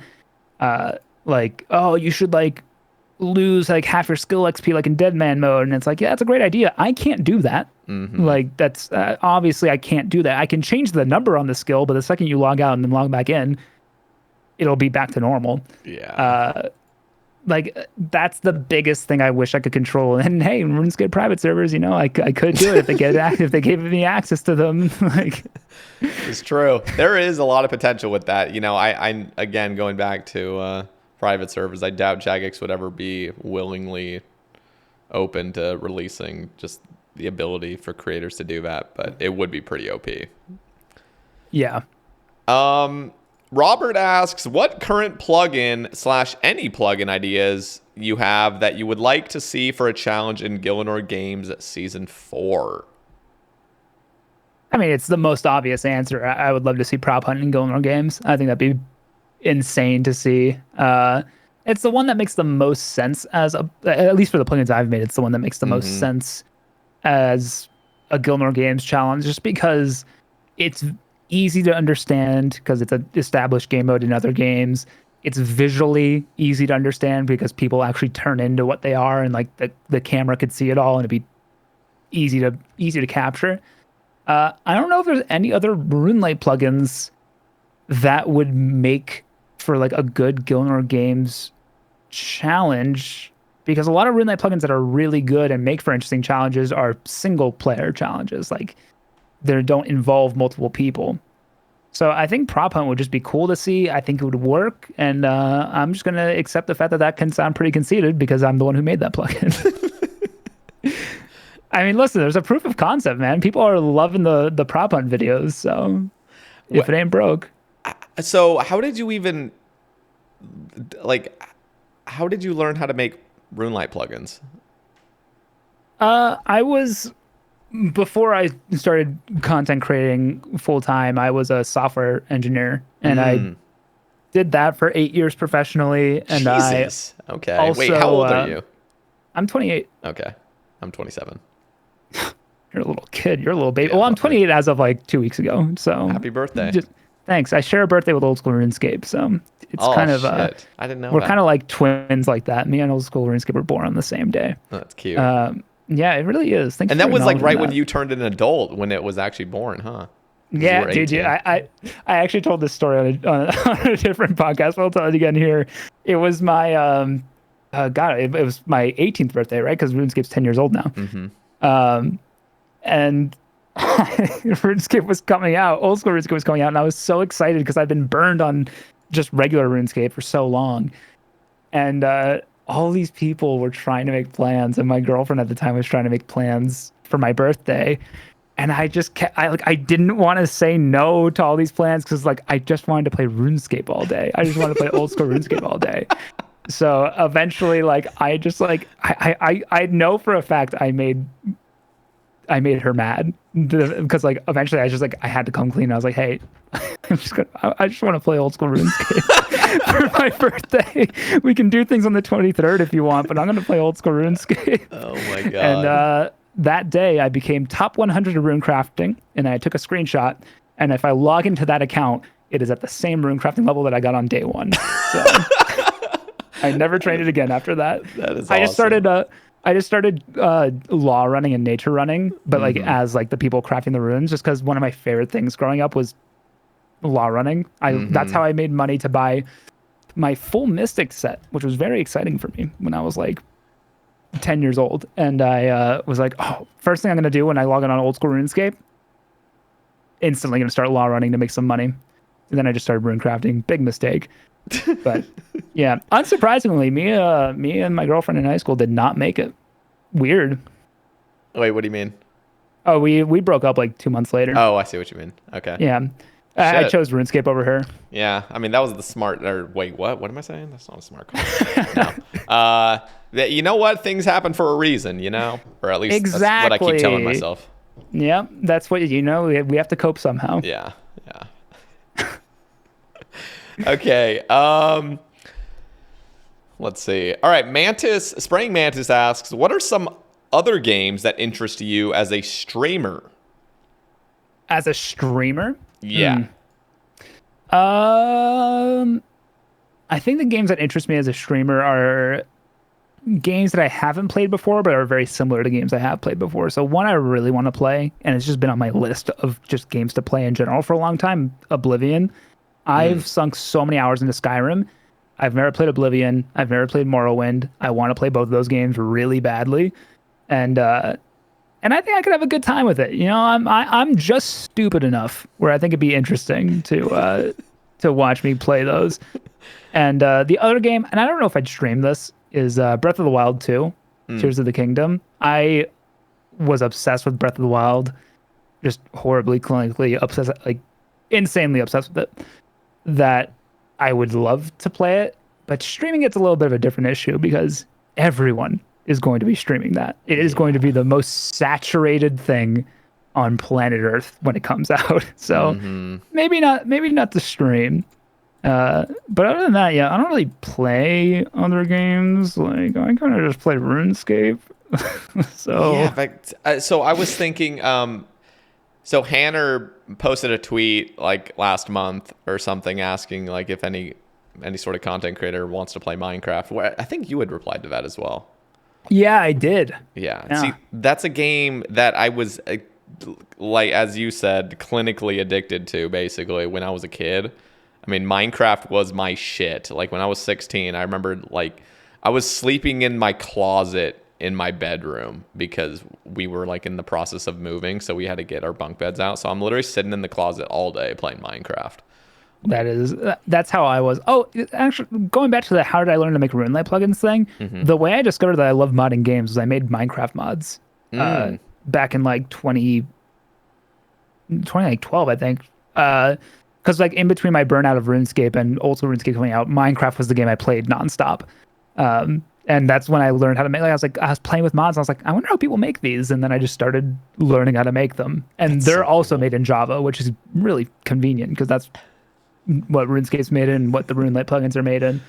So like that was another thing that really got me into it. Yeah, like just making mods for Minecraft, and then eventually I made mods for Terraria too. And thank God for Runelite. Thank God for Runelite, because I would not be doing what I'm doing right now if Runelite didn't exist and let me essentially make RuneScape mods. Because RuneScape's my first love of like any game. And the fact that I could like take my love of like modding things and apply it to RuneScape is like the only reason I'm here making content for it. That's so cool. Yeah, I was pretty madly addicted to Minecraft for a time, and then I just completely burned out, and I have not played the game in over a decade now. So that's where I'm at. Yeah, but I go through waves of addiction, and I just haven't gone through one in so long. Yeah. I think though Minecraft could be a really fun breath of fresh air. I really don't even know anything about the game anymore, hardly, with just like how many updates are inevitably in the game now. Yeah, it would be quite overwhelming, but I actually think I'd have a good time. And I'm like sure you, where it would be a lot of fun. Yeah, like I just don't play other games either, so I don't know. Yeah, it's tough because everyone assumes, especially when I tell people what I do, and I'm like, yeah, like I make videos and I put them on the internet. And they're like, oh, okay, like what do you do? I'm like, oh, I make like gaming videos, and they're like, oh, I love gaming. Like, oh, have you played this? Have you played that? Have you played that? And I'm like, okay, listen, I should rephrase. I don't play video games. I play video game. And it's called Old School RuneScape, and it's always the same response, like, oh, yeah. I played that in elementary school. Yeah, in the school library. Yeah. That's still around. They're still doing that, and I'm like, yep. They're still, yep. Boy, yep. I'm still doing that at least. Yeah, that's yeah. I know. I've never felt like a part of the gaming community as like a whole. Like I'm a gamer, you know. It's like no, I'm a scaper. Like yeah. Yeah. And which is I mean, gamer's a cringe word, but skater's like just right there with it. It's Oh like, yeah, both incredibly cringe.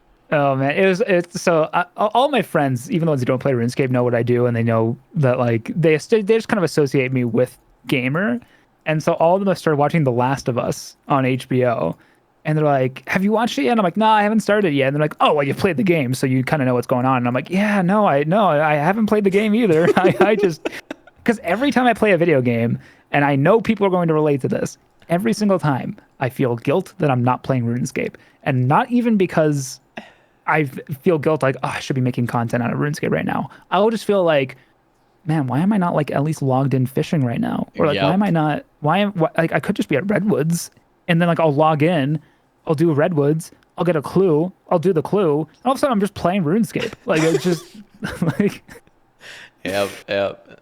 That's totally it. Yeah, I don't know. I don't know what happened to me. Like my brain is. I think anybody that's just a true scaper and not a gamer has something wrong with their brain. oh, absolutely, yeah. Yeah. And thank God, or else I would have literally no subscribers. Shout out mental illness for real. Okay. Flutton asks, who was your favorite person to play prop hunt with in Jimmy's video, and why was it Flutton? Oh, was Flutton there? I didn't know she was at that. Oh, okay. I guess Flutton, if she was there. I mean, I believe her. She wouldn't lie about that. There's no shot I'm gonna pick favorites. You know who was really cool though? Yeah. Just because I had never talked to him before or like really heard him talk very much other than in prop hunt videos. 8sat, he was super cool. Yeah, 8sat seems like a king. I don't know him that well, but yeah, because like he doesn't like, or at least he's like not known for content creation. He's like a really really talented artist and thumbnail maker, and like, yeah. so like I didn't really know what to expect too much. And then just like he was super cool. He was a super super chill guy and really fun to play prop hunt with and to record with. So that I'll make 8sat my answer, and everyone else just assume I hated them. Yeah, everyone do that. Yeah. Idyl hates you. Okay. Oh, Yeah. I want to bring this up because you mentioned, kind of like getting to know new people in the scene. You went to TwitchCon, right? I did go to TwitchCon. How was that? And was that your first ever TwitchCon? That was my first TwitchCon, yeah, and it was insane, man. It was so much fun, and like I have like a pretty heavy amount of social anxiety when it comes to meeting people face to face. So I was super nervous going in. Yeah, I think we all do. Like most of us are just like we only interact with people behind a computer screen, so we're like, but I was super nervous, and then just like meeting everyone was super cool, and everyone in this community is so goddamn nice. Like maybe it's because I don't really have beef with anyone, so like. Well, you do was just now super chill. because yeah, I mean, I did just told like, everyone to hate you. So yeah, that's true. So now I do. So next TwitchCon's not going to be nearly as fun. yeah.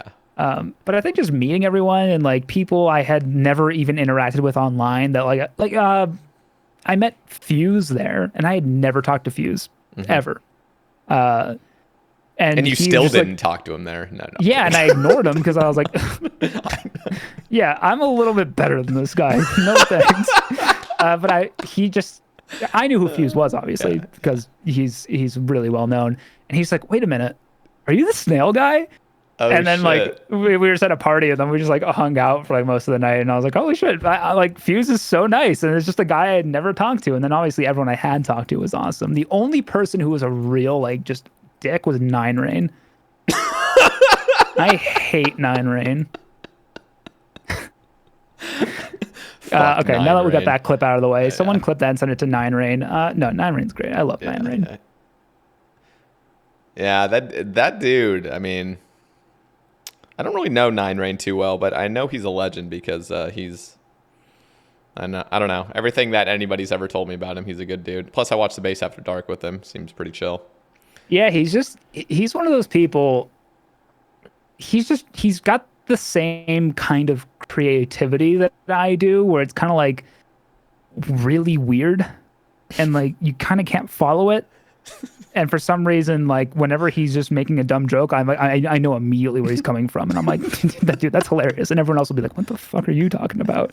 So that's why I really like Nine Rain. He's got that same like weird sense of humor and creativity as me, and he's always, especially what's good about Nine Rain is he's always down for like anything. He doesn't care like really like what you want to do. If you just tell him you want to do something, he'll be like, yeah, let's go do it, absolutely, and then he'll be fully committed to it, and he'll be fully in, and he'll try to make it as fun as possible. That's so cool. Plus he's jacked, so that's a like the only thing I actually don't like about him. I wish he was fat as hell. He intimidates me, man. Thank God I'm taller than him. That's the only thing I have on him. Did you see that picture of him running in the rain shirtless? Yeah, of course I did, man. How could I miss it? I could just imagine like me going out for like a brisk walk or something like that out in the rain. I just see this like fucking bear coming down me shirtless. Yeah, and you'd be like, Jesus, part of you would hate that person, right? Like it's only natural. I think I'd just start running because I'd be scared, kind of. You're just a little bit intimidated by a shirtless guy in the rain. Why the hell is this guy chasing me? Why has he got his phone out? Okay, you know what's also crazy is how tall you are. Everyone. It's okay. You're actually the name I always end up forgetting on these casts when I bring it up. But like Coxie, Puggin, those guys are giants. They're like 6'4". I think you're 6'4", right? Or 6. No. Trust me. So Puggin was at TwitchCon too, and I remember seeing him and being like, "What the fuck?" Yeah. Because I literally thought he was like 5'5". Yeah. And he like I'm 6'2", which is taller than many people who were at TwitchCon. Yeah. And I remember just seeing Puggin and be like, "Oh my God, wait, what the hell? What right does he have?" But yeah, every single person at TwitchCon was like, "Oh wow, you're so much taller than I thought." And I don't know what it is, man. And they're like, "Oh, you should change your camera angle." And I'm like, "I've tried, but everyone still thinks I'm tiny." Yeah, I thought you were like 5'8", 5'9". Yeah, and like the thing is, I just don't have like an ego about my height, except for the fact that I just used the fact that I'm taller than Nine Rain against him. But yeah, so like I don't really feel like too much of a need to be like, no, I'm actually tall. But it was just so funny that without fail, like every single person at least once who knew me already was just like, "Oh, whoa, you're taller than I thought." And I was like, "That's funny." I guess because I know how tall I am. I don't I don't have any confusions about it. Who's the tallest dude in the OSRS community? Is that Defy?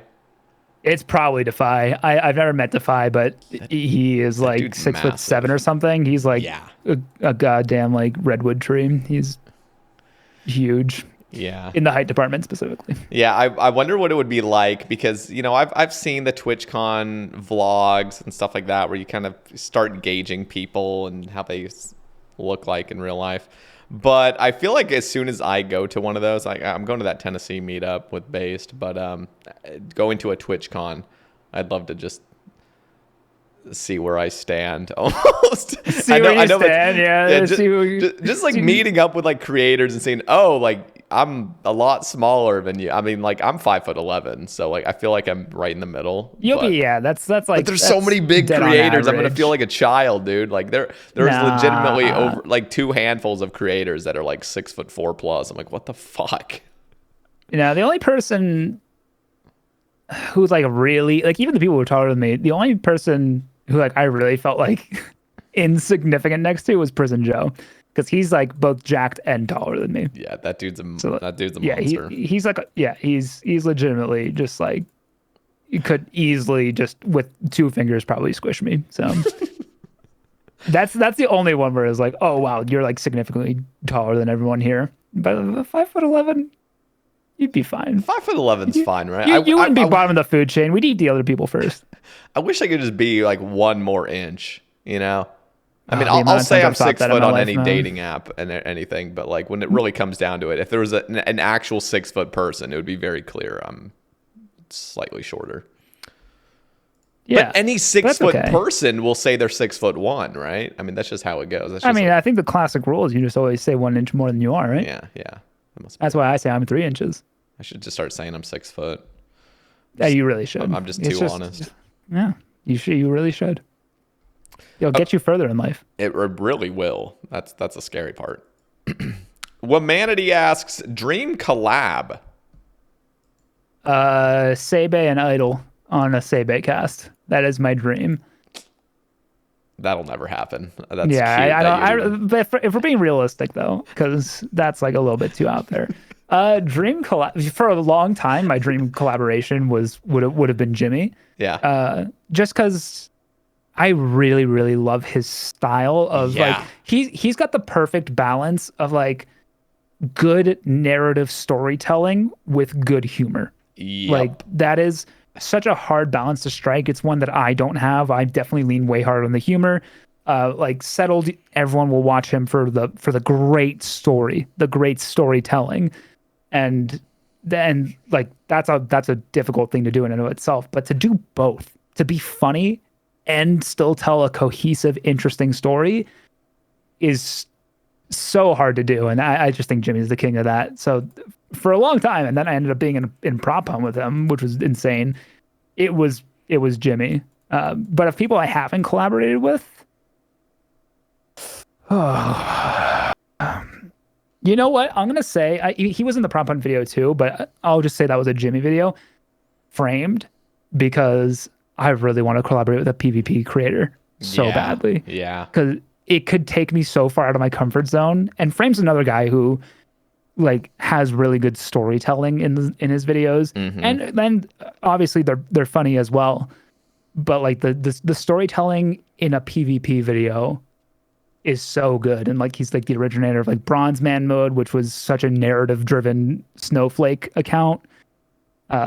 Like that's just another creator that I think is really talented, and I really would like to work with. Yeah. Just someone who's deep in like PvP. Yep. Yeah, when you had first said Jimmy, yeah, I think you and Jimmy, if you guys both did like a duo sort of thing, that would work so well. Because I feel like, you might not agree with it because you are yourself, but when I think of a creator that's most like to Jimmy, it's you for sure. So when the Golden Gnome nominations opened up, Solo Mission made a video on his second channel just going through the nominees, and he pointed me out, which was incredibly flattering because he's like pointing out, there's like, yeah, so here's this guy with like 40K subscribers, this guy with 30K, this guy with 35K, here's Idyl with 12K, and I was like, what am I doing here? How did I get in this category? And then somehow I got nominated because just my community's insane. That's cool. Yeah, dude, I can't even describe how I felt when I saw that I got nominated. I was like legitimately blown away. But Solo Mission called me Jimmy who can code. Damn. And I was like, what are you talking about? I am nothing like Jimmy. And then after that, multiple people sent me that video and were like, hey man, like, do you see what Solo Mission said about you? And I was like, yeah, you call me Jimmy who can code. Like, I don't think that's true. He's like, no, like, I see the comparison between you and Jimmy. And I'm just like, what in the world? How? Because and I'm not just saying it like, oh, keep flattering me, keep complimenting me. Yes, call me Jimmy some more. Call me one of the biggest RuneScape creators. Because I honestly don't see it. I do. I think everyone, I think so many people see it. It all just comes, I mean, because if you look back at like Jimmy's old videos, obviously he's progressed as a creator as well. And I think that would just naturally happen to you. Just give it, more time and stuff. And I think, I don't know. Yeah, there's no other creator that's quite like Jimmy or no creator that's closer to Jimmy's style than you. So, and before any people try to accuse me of copying Jimmy, trust me, I'm not trying to copy anyone. I've been accused except of for copying Jimmy, of course. Except for Jimmy. I'm trying to copy Jimmy. I'm trying to beat Jimmy. Ideally, I will replace him. I've been accused of copying like every content creator at this point. It's very funny. Sorry, go ahead. I was just gonna say I once got accused of copying Settle's accent. So I saw that on one of these Twitter topics. Can you explain that? Who accused you of that? It's a random commenter, and it was on one of my first series videos. They're like, yeah, this is okay. Like, this is a cool series, but you really need to stop copying Settled's voice. And I was like, hey, what do you mean? And he was like, well, like your accent's exactly the same, and the way you talk's exactly the same. And I was like, bitch, I'm American. Like, what do you mean? I have an American accent. That's I'm just speaking. This is how I sound. And also, I'm older than Settled. So if anything, he's copying me. So Maybe he saw one of my old Minecraft commentary videos when I sounded really high pitched, and he copied that. Who's to say, really? Yeah, that was actually Hamzy's third question was, will you ever stop copying Settled's accent? I didn't understand it at the time. Oh no, now I'm too far in. Now I have to keep. I'm just gonna, I'll do all the classic Settledisms. I'll just be like, oh, this changes everything. Holy, all the classics, Holy. Yeah, just do that a bunch. Yeah, you kind of are just a clone of Jimmy and Settled mixed, aren't you? Yeah, I mean, there's better things, or there's worse things to be a clone of. But I promise everyone, I'm not trying to be like these people. I'm just trying to be Idyl. Okay, I'm sorry, or you're welcome if I'm too much like these other people. Oh my god, yeah, it's pretty much impossible to not be accused of that. Yeah, especially when they're like the most massive creators. Yeah, or two of the most massive creators in the RuneScape community, which is already like, there's so many creators and viewers in the RuneScape community, but it is kind of a small community. Like it's kind of like an everyone knows everyone kind of community. Mm-hmm. It's like, I know why people will be quick to draw connections. Like I laugh at my own jokes all the time. It's just something I do. It's psychotic, and I hate that I do it, but I do it. Yeah. And in my videos, I will laugh at my own jokes all the time. And someone was like, please stop trying to copy Hanani by laughing at your own jokes. Oh my god, that's just. And I was like, dude, like, I get it. And Hanani's laugh is way more contagious than mine, and her laugh is like so much better. Like, so thank God she laughs at her own jokes, because it's so much funnier. I hate that I do it. I was like, buddy, man, I've been laughing at my own jokes since I was like 7, because no one else will. So like, I promise you, I'm not trying to copy anyone. I'm just trying to make myself feel better. I've been accused of copying somebody I've never even heard of. I'm like, what? I don't even know who that person is. Like, do you remember who it was? Did you I don't. Look into it? I genuinely don't. But it happened, and like there was like 2 or 3 different people on my YouTube comments that were accusing me of being a certain creator, and I didn't even know who it was. I mean, I could look it up. The comments, it would be kind of hard to find at this point, but. I'm like, dude, you can't just claim I'm copying people just because you saw somebody that does something slightly similar to what I do. Like, what the fuck? Yeah, it's just people, I don't know. They just really, I don't blame people for drawing connections. Like, I get it. That's what happens. You're like, oh, this really reminds me of this other creator that I watched. But the need to like comment and accuse of copying is just, it's weird unless it's like extremely, extremely obvious. And the reason I keep talking about the Settled accent one is because that was just by far the most ridiculous one I ever got. I was like, come on, you don't even believe that, man. You're trying hard here. Come on. He probably only watches Settled videos, and so he's just like prone to see similarities with other creators. My theory was he only watches Settled, and then he only watches creators from Europe or Australia. So the second he came across another RuneScape video with an American accent, he was like, what the heck? This sounds just like Settled. Oh my god. Okay, Flo the Gamer asks, is there anything you wouldn't make as a plugin? Say, no, there isn't. No, I mean, if I had the ability to make something and it wasn't like explicitly against the rules, no, I would probably or make it. Or against the law. Or against the law, yeah. I mean, if we're talking about anything, I am like, every single time people DM me plugin ideas, I genuinely do consider them, like making them. That's and cool. The only reason I say no to most of them is just because I don't have the time. Like, yeah, or you hate the person, or I personally hate the person. Yeah, that happens all the time too. I'm so sorry. I'm a little bit hyper, as you can tell. No, it's good. We gotta spice up. We're gonna cause some drama here. This is for the best. But no, like, it's just, honestly, if I had infinite time, I would make every single plugin request that ever came my way. The other thing that I don't make plugins for is the Runelite team, I think, is a bit annoyed with me because for those who don't know, when you make a plugin, you have to essentially, I'll just call it like apply for it to be in the plugin hub. And the Runelite team, and it's a team of like 5 people who are allowed to approve a plugin. They like manually review it. They manually review the code. They make sure it's like all clean and good to go to at least a standard of success. They don't do like crazy deep dives because the responsibility is on the developer. And so they have to manually approve every single one. It's a really tough job. There are people who are volunteering their time to do it. So I never want to shit on the Runelite team, but like it takes a good amount of work and a good amount of time to get a plugin approved. And there was a period after I learned how to make Runelite plugins where I was putting a lot out there. I was putting a lot into the plugin hub. And I think, and I don't know this for sure, but I think I started to annoy them because I was just putting a bunch of plugins out there. And so I like, so a lot of times when people ask for a plugin, I'm like, if I can make a video from this plugin without releasing it, I'll do it. But if I have to get it approved, I don't want to bug the Runelite devs. They don't need that. They don't deserve that from me. Yeah. Damn. Yeah, you're just, I don't know. You're too kind-hearted, I guess. You're too empathetic toward the Runelite devs, but that's a good thing. Yeah, But this is why I want the private servers, man. Let me screw around without ever needing an approval process and take some work off the Runelite devs. I don't want to bug them.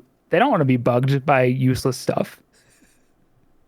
Who knows, man? I mean, that really could be down the line. I mean, they would obviously not call them private servers whatsoever. They'd call them like community servers. That's what they'd call them. It's got to be. Oh yeah, they would never call it private servers. Private servers are like a loaded term. Oh yeah, hella loaded. Okay. Tasty Life asks, did you buy the snail yet? Are you buying an IRL snail to follow you? So for the base Secret Santa, Tasty bought me like a whole terrarium kit. If you guys don't know what a terrarium is, it's basically a place to keep living creatures. You like put dirt in it. It's like this little glass or plastic box that you can put dirt in it. You can put plants in it. You can put decorations in it. And then you can put like any number of things, spiders, tiny lizards, or snails in it. And he got me that, and he's like, all right, go buy a snail. And when I put the whole terrarium together, my girlfriend came down, and she was like, she called me Will because, you know, we're normal. She doesn't call me Idyl. She's like, Will, what the fuck is that? And I was like, oh, it's a terrarium. She's like, why the fuck do we have a terrarium? And I was like, oh, it's for Secret Santa. Like, I'm going to get a snail because, you know, the snail series. That was what Tasty got me. And she was like, I really don't want a snail in our house.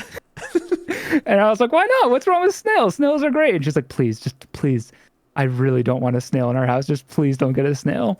And the only time she's ever reacted like that to anything is when I shaved down to just a mustache. That was the only time she had a reaction that was that like that horrified by anything, because she doesn't stop me from doing like she I have so much free reign in what I do. Like, I got a spoiler alert for a video that I'm probably going to make. I have a butt plug just sitting out on my desk.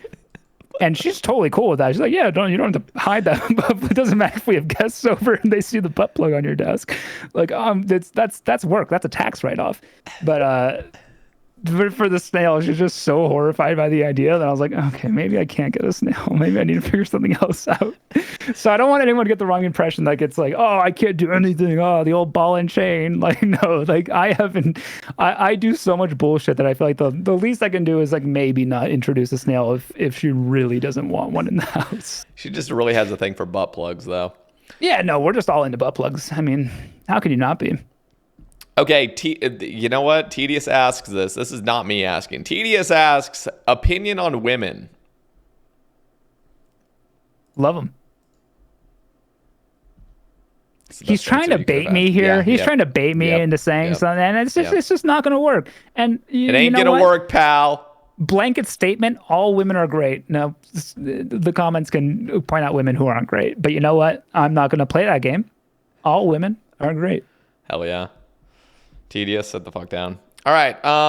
Lion Orion asks, what was the process of getting into creating Runelite plugins like for you? Biggest frustration. So I guess we'll kind of cover the biggest frustrations, because I feel like we've already somewhat covered, you know, your whole experience. Yeah, you know how I got into it at this point. What about biggest frustrations? I mean, I think I've also talked about the biggest frustrations, just the limited control that I have over certain aspects, just because all I can change are client-side things.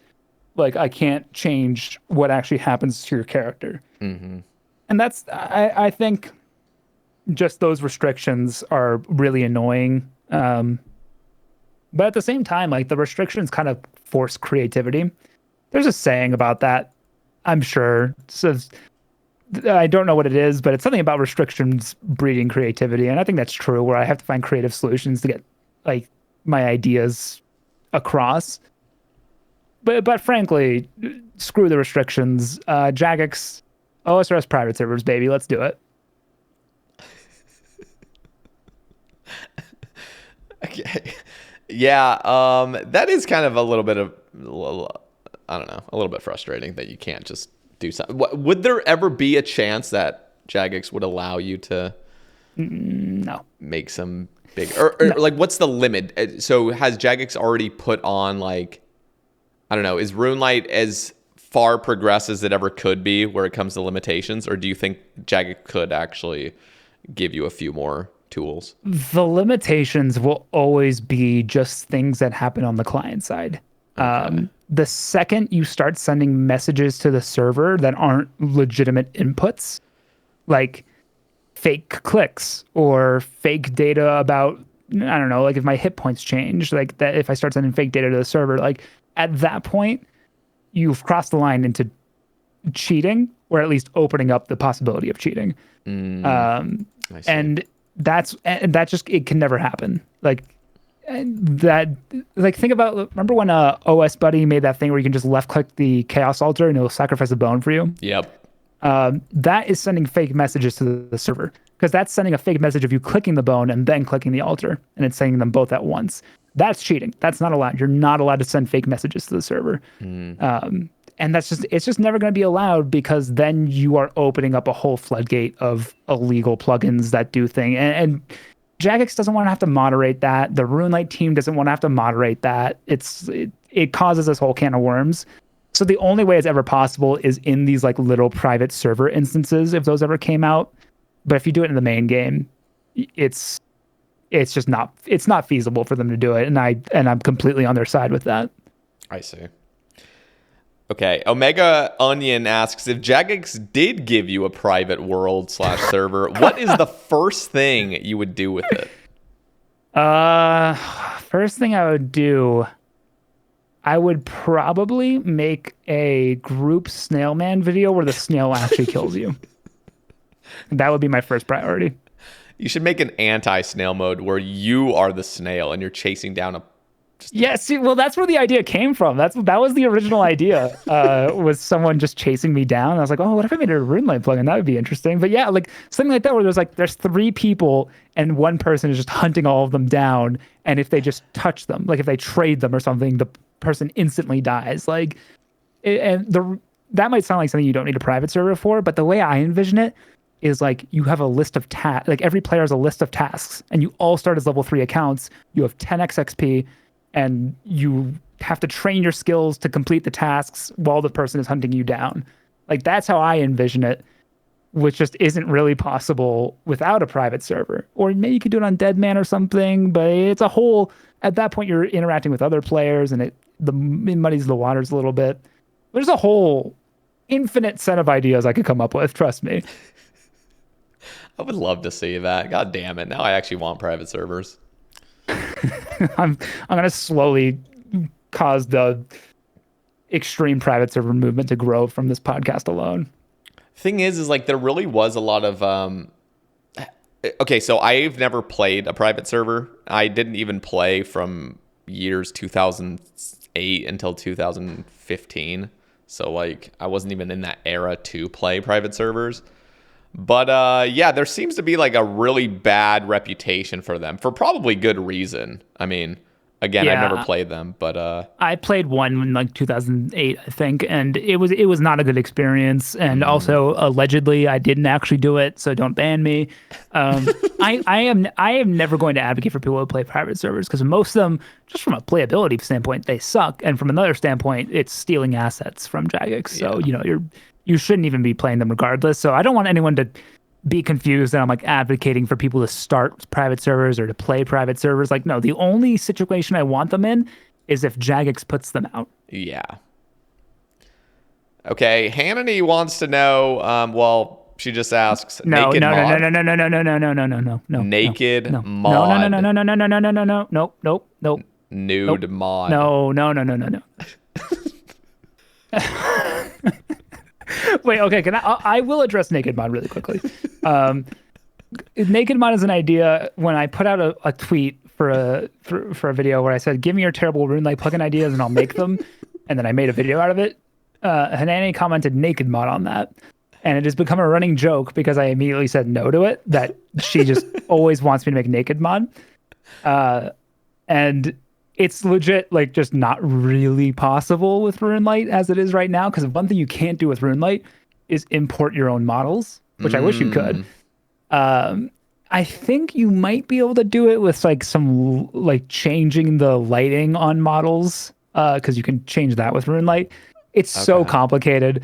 It's like this gigabrain stuff that I'm just not good enough to do. Wait, so you can't just take like Vanika's well, so the idea I had was taking the tribal tops, which are like you could take like Vanika's torso, maybe. That's actually an interesting idea. Or whoever that guy, like right before Vanika at Tutorial Island, the guy that's like the smithing tutor. He's got no shirt on either, the smithing tutor. You're right. Yeah, maybe you could.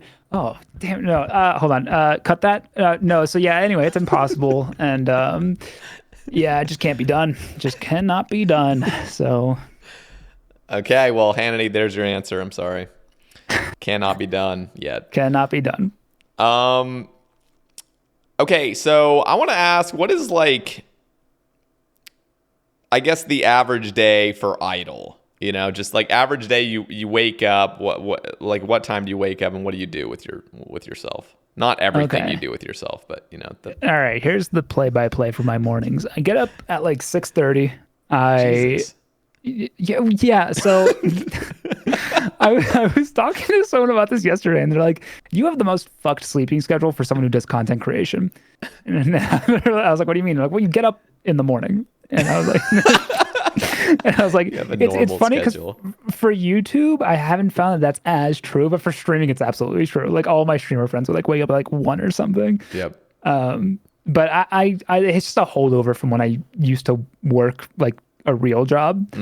I just got up and like I never bothered to change my sleep schedule, and also I kind of like being on the same sleep schedule as my girlfriend. It's nice that we get up around the same time ish, and you know we go to bed around the same time ish. Like our days are aligned. It's just, you know, it's nice, and it helps kind of keep me in a schedule that way, because it's really hard when you're your own boss to keep yourself regimented and also to separate work and content creation, because a lot of time they bleed together. Like I don't know sometimes when I'm playing RuneScape for work and when I'm playing RuneScape for fun. Like sometimes I can't really tell which I'm doing. So just that also just helps keep those things separate. But yeah, anyway, I get up at like 6:30 and I like make coffee, and then I specifically don't immediately start working. Usually I'll just like sit on the couch or go downstairs, and I'll like, if I'm interested in a video game at that point, like I had a recent kick on Valheim, I'll do that for a little bit, just like kind of relax to start my day. But usually around like 8:30, I have a whole to-do list, and I just prioritize the to-do list and I get to it. So like if I'm recording clips that day, I start recording clips. If I'm making a plugin that day, I start making a plugin. And I just prioritize whatever I need to do. And then usually, depending on the day, I have these days where I just batch making shorts, or TikToks, whichever you want to call them. And I know those are scary terms to some people. But there are just days where I just like, okay, this is the day where I'm going to come up with, film, and edit 3 TikToks. And then I'll just schedule those for like the next week or something.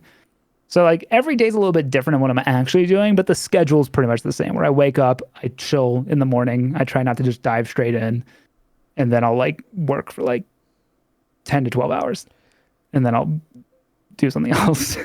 Damn. So here, let me actually ask about shorts and TikTok.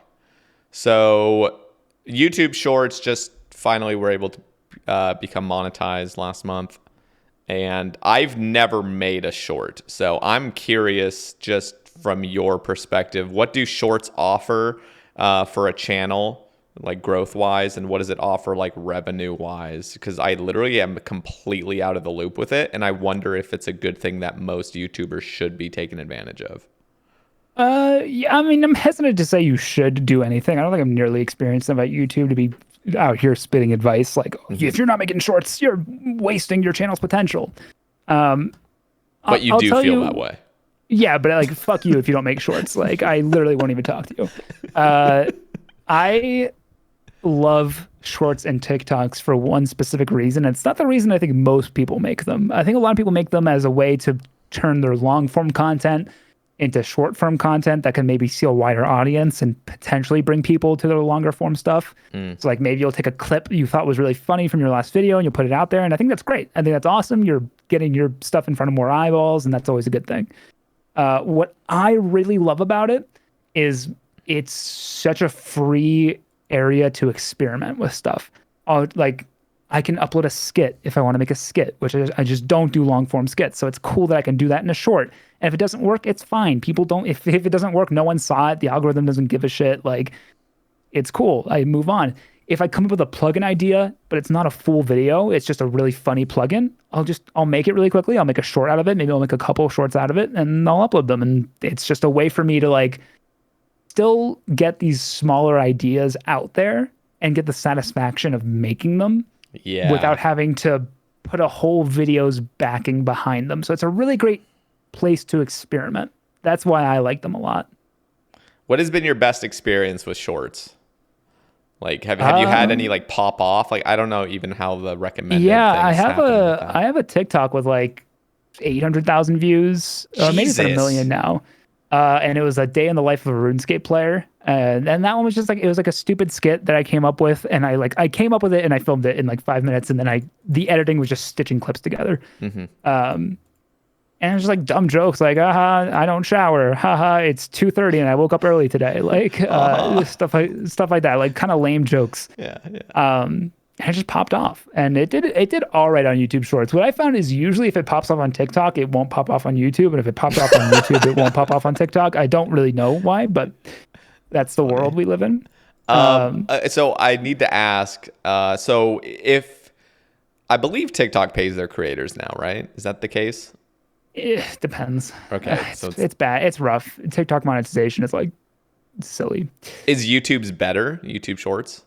Oh yeah, absolutely. If you're in the YouTube Partner Program, you'll get money from Shorts. It's not the case for TikTok. Okay, like, so it's a higher bar to clear for TikTok. I see. So if you were to get 1 million views from a short, like I don't even know if there's obviously CPM changes and stuff, but like what are you even looking at figure wise for like revenue, or is that just like pennies? I actually don't know what it is for shorts. I haven't looked into what that would mean for shorts. I know for TikToks, I get nothing, just because I'm not a big enough creator on TikTok, which is fine. But on YouTube, I would at least see a decent amount of money. I think for 1 million, I'd probably get at least like a couple $100, which is way less than you get for 1 million views on a long form video. Yeah. Okay. But there's a difference. I think there's a difference in how they do the monetization. So TikTok, what they have is just a big pot called a creator fund. And every single creator on TikTok shares that pot. So based on how many views you get like a percent cut of that creator fund. And because it's split among a lot of people, it means basically no one is happy with how much they get. Instead of everyone being happy that they're getting anything. Yeah. With YouTube, it's based on ads, like their long form monetization is. Like it's based on how much the advertisers are paying and how many people viewed the ads before your video, during your video, after your video. All this stuff can affect how much money you make on it. And I'm pretty sure that YouTube Shorts work the same way. I don't think they went for like a collective pot model because I see. It's a flawed model at best. Interesting. Yeah, I think I'm going to start making some shorts. Again, it's like any sort of new frontier I get scared of. I get scared, Well, I think it's really useful for podcasts specifically, because like if you ever just like, it doesn't even need to be while you're recording the podcast, because I know that's hard because you're trying to keep the conversation going, but like there's almost always at least one soundbite where like something was really funny, like a question got a really funny answer, or like you got a really interesting answer on like some like you just had like Skatizo on, and like she had a really like interesting insight on being a newcomer to Twitch and what that's like and what rapid growth is like. And like that big, just something like that could make a really interesting short that just, it might go nowhere. It might get a bunch of views. Like who knows? I think shorts are just cool because they're a really free ground to experiment on. That's true. That's a good point. Maybe I'll have to mess around with it a little bit then. I mean, I just don't think there's really much harm to come from it because it's also just like not a super big time sink, in my opinion. Like, yeah, you're right. They're really easy to make. Okay, here's a question from Maru. She asks, just a quick question for Idyl. Buckler? What? I'm confused. Oh, I hardly know her. Moving on. Okay. Let's see. All right. This guy says, as a fellow fan of the New York Jets, can you explain what it's like to be a Jets fan in RuneScape terms? Are you a Jets fan? Yeah, I'm a massive Jets fan. Okay. I actually don't know how anyone knows this because, like, I mean, the only sign that I'm a Jets fan is I have a signed Jets football in my background, but it's always blurred. All right, how could I describe being a Jets fan in RuneScape terms? Okay, so let's say that Jagex keeps promising a new raid, and it's like really exciting. You're like, oh, okay, yeah, this is gonna be the best raid yet. That's gonna be super exciting.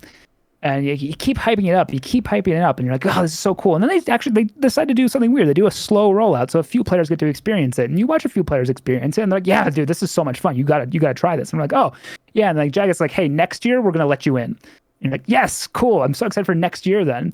And then next year they give it to someone else to try it, and they're like, yeah, dude, oh my god, this is so much fun. And you're like, oh man. And then Jagex is like, hey, dude, next year you get to try this raid. And I'm like, all right, looking forward to next year. That's my year, baby. And then they give it to someone else. And then they're like, this is so much fun. And then they start letting someone you really hate, like you really freaking hate. They just let them keep playing with it. And they just let them play with it for so long. And eventually they become the greatest of all time at that raid. And you haven't gotten to even participate in it yet, let alone get a completion. And you're just like, this is so messed up. Why don't I get to play the raid? And Jagex is like, because fuck you. You're a little baby boy and you don't get to play with nice things. And there's no explanation for it. Also, you're an idiot. And that's what being a Jets fan is like in RuneScape terms. Holy shit. Yeah.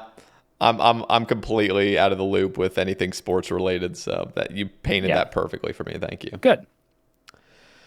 Okay, so I actually want to ask you a question. This is coming from my own little list of questions. Who are like the best content creators currently OSRS wise, in your opinion? Who are the best? Who are the greats? Streamers or YouTubers? The greats, like a lot of the standard people are great for a reason. So like obviously Settled, Jimmy, Framed, Solo Mission, like those are people who are great and well and recognized for a reason. They are really good at what they do.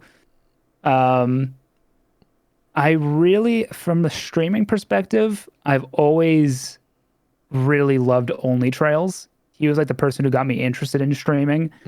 He's obviously also an amazing YouTube creator. Like, no doubt about that. I don't mean to disparage his YouTube by focusing on his stream, but I always just thought his stream was like presented in a really clean way where it was like, kind of felt like a YouTube video in presentation, but had the communication and culture of a Twitch chat, or a Twitch stream. So like that was always really good.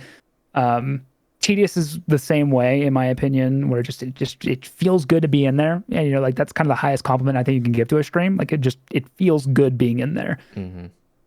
So those are two of my like top streamers.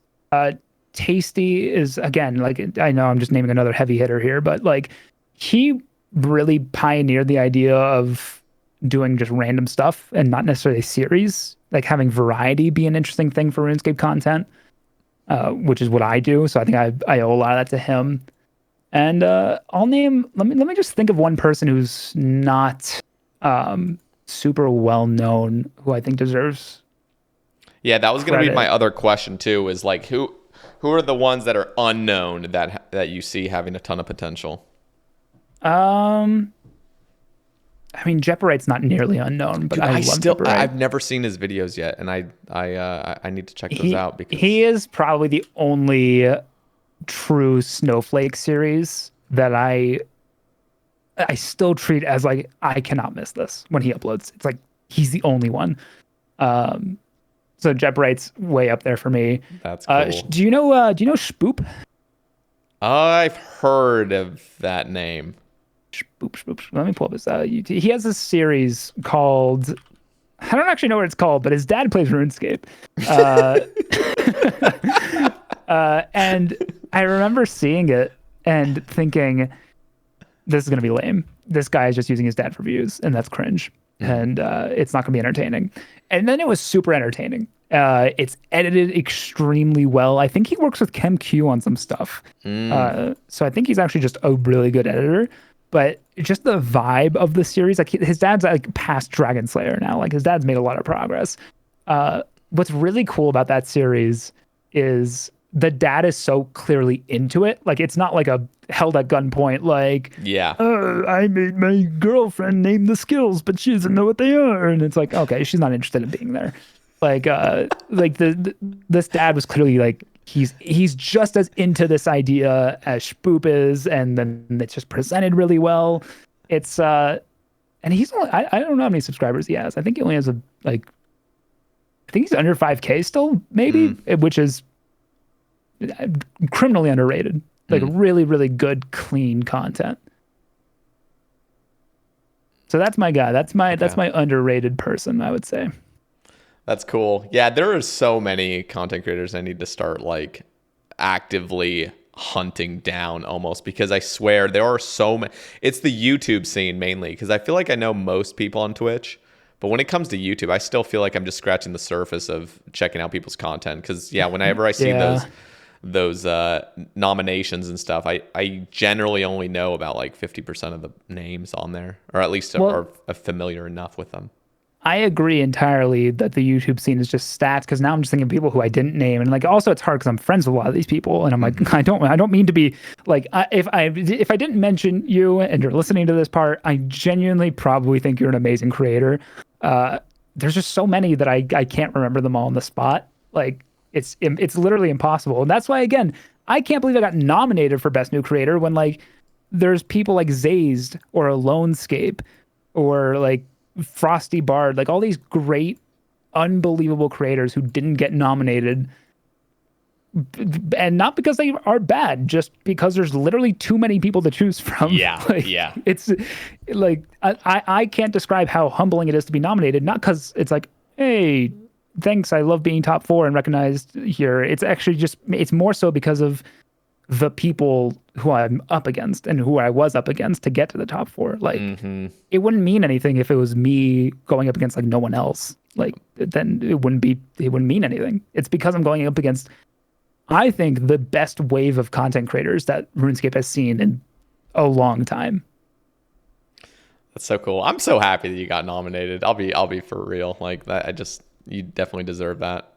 I still don't really understand how it happened. Last year I got nominated, I got honorable mention for Best New Streamer. So I was fully expecting an honorable mention again, and I was going to make like a whole like meme out of it.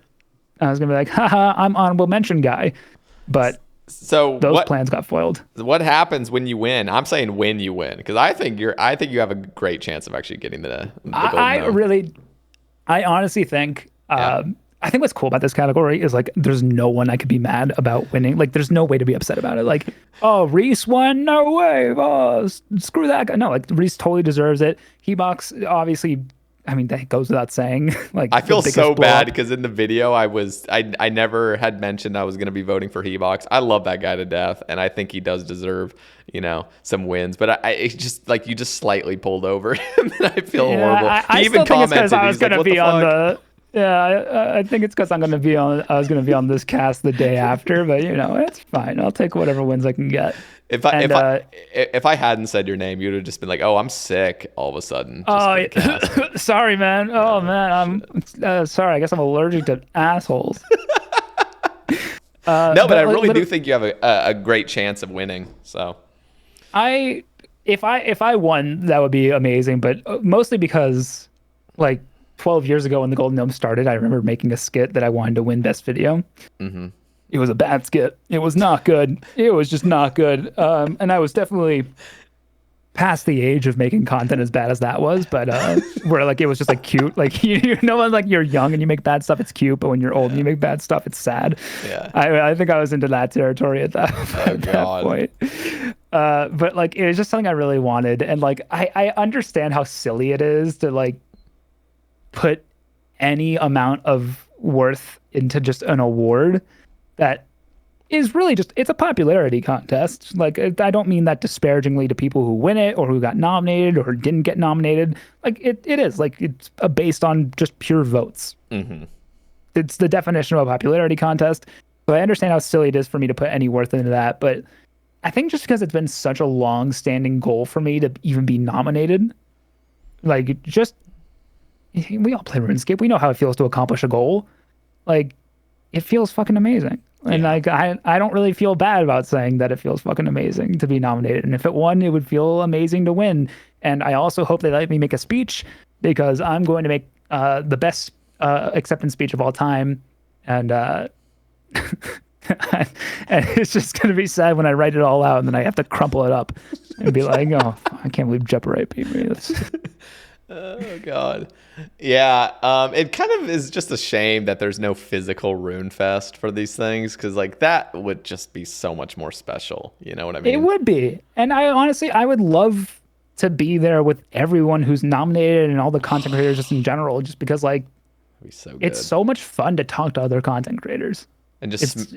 And just smelling all the BO in the stadium. Oh yeah, I mean, my God, like you can All that even just gamer feel sweat. it in the air. You know, you're walking through and you're like, why does this air feel so dense? And then you're like, oh yeah, because there's just toxic fumes all around. No, I yeah, never got to go to a Rune Fest, man. I really hope they do neither. one again. I know. It sucks. I know. The last one was 2019, and that was like right as I became a content creator, and there was no way I was going to RuneFest then. Yeah, and like most people, I started streaming during the pandemic. So, Dude, obviously, they used to do so many fun things, like Dead Man Mansions. Do you remember that? so that was when I wasn't playing, but it was so entertaining that even I watched it. Like I wasn't watching streams or anything, but I saw that and it was so funny. Like yeah, they used to be so much like Boulder, I feel like. Yeah, like that is such a crazy thing that they did that. Like to actually think that they hosted Dead Man Mansions. I mean, imagine you were flown out by Jagex, live in a fucking mansion for a week, and just play RuneScape and get paid for it. Like, Yeah, can you imagine that? It'd be the most degenerate time ever, that's for sure. I was talking to Foe on the cast like a couple years ago, and he was talking about Dead Man Mansions, and he had like his own fucking mini fridge full of Red Bulls, and he would drink like 8 a day, basically, just getting totally fucked up on Red Bull. And that man's the father now. Yeah. I mean, he still was at the time, but yeah, that's just insane. Oh man, yeah, no, it'd just be cool to see Jagex just like put something on that's not just like a virtual event.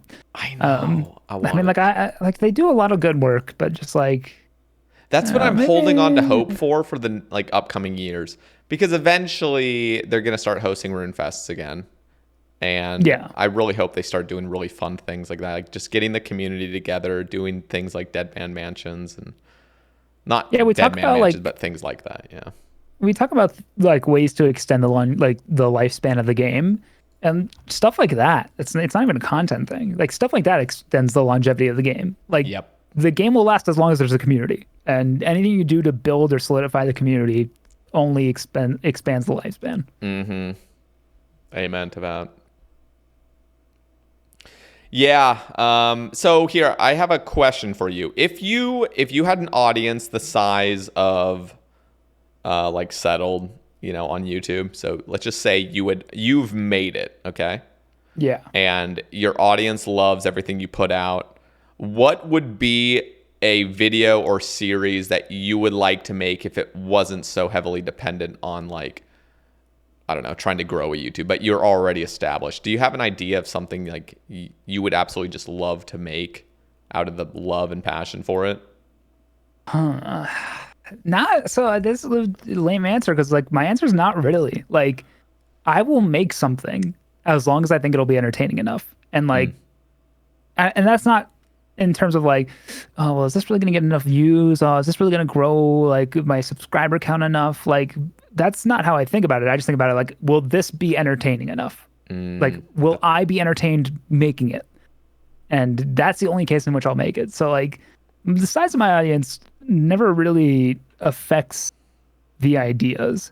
I think what I would do is more crowdsourced ideas though.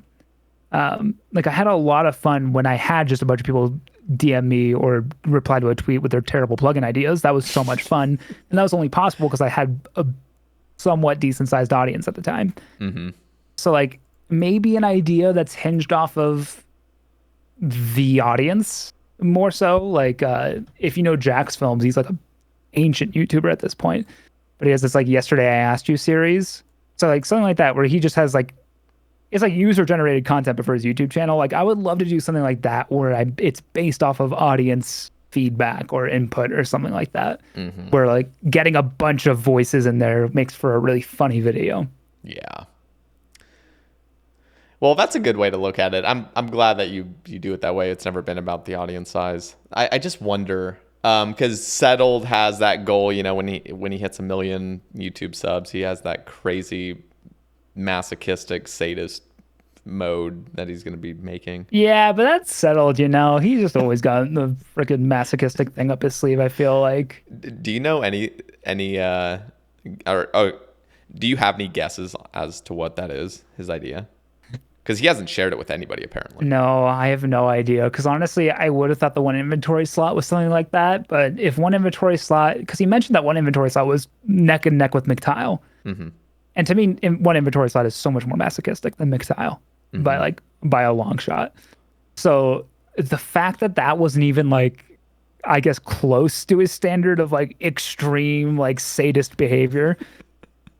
I truly don't know what he's going to come up with, but he's going to come up with something good. I know that much. The only thing more sadist than that is no inventory. Like every inventory slot's blocked, but then that's just like the most boring thing ever. Yeah, but like, that's like like, how do you even do anything? Like, you can't even equip things at that point, can you? Like, I'm sure he'll be like, well, actually, if you use a knife on a stove, it turns into a wizard hat on your head. Some crazy bug from 2003 that they never revealed. Even the wiki doesn't know about it. Like, that's something that maybe he would do just because he can figure this stuff out. Yeah. Yeah, I don't know what it's gonna, because there's no way it's that, and if it is that, what the fuck? Yeah, I'm excited though, and I've always had little ideas for Snowflake accounts that I would never do myself because the thought of it's way better than actually doing it. I remember I had this idea for slide man mode, which was like your dude is basically permanently on ice, basically. So whenever you choose to move a certain direction, you have to go all the way until the obstacle obstructs you. That's really funny. It's like that terrible level in like Pokemon Red. If you ever played that, where you just keep getting launched in a direction. Yep. I hated that so much. So surprisingly, you can actually get quite far even with the initial spawn. Like I was able to get all the way to like Falador Farm just by. There's a lot of spots you get stuck at, but you can get pretty creative with some of the movements you do, and that was like not doing diagonals. I mean, that is a really interesting idea. I think the best ideas are always the ones that are super simple. Yeah. Like I've never been a fan of the video of the RuneScape series where it's like, all right, hey guys, welcome to my blah blah blah blah blah blah blah blah locked Iron Man. The first 12 minutes are rules. If you don't want to hear the rules, skip to the 12-minute mark, and then we'll get into the video. Yeah. And I always was a fan of like, you tell me what this series is, you tell me the name, and I at least understand 90% of this. Yes, that's the best way to go about it for sure. Like, I think the reason Extreme One Chunk took off as hard as it did was because One Chunk was already popular from Puka Guy. And then when you just simplify the rules to the point where it's like, I have to do everything in this chunk. Like, I have to get every skill cape, I have to complete every accomplishment in this chunk. That's it. That's the rules. Everyone can just be like, okay, got it, cool, understood. Yep. It took you 15 seconds to explain that to me. I get it, and that's what makes a great idea. Yeah, that was an amazing series. I mean, it still is. It's still going. Limpwort's Extreme One Chunk.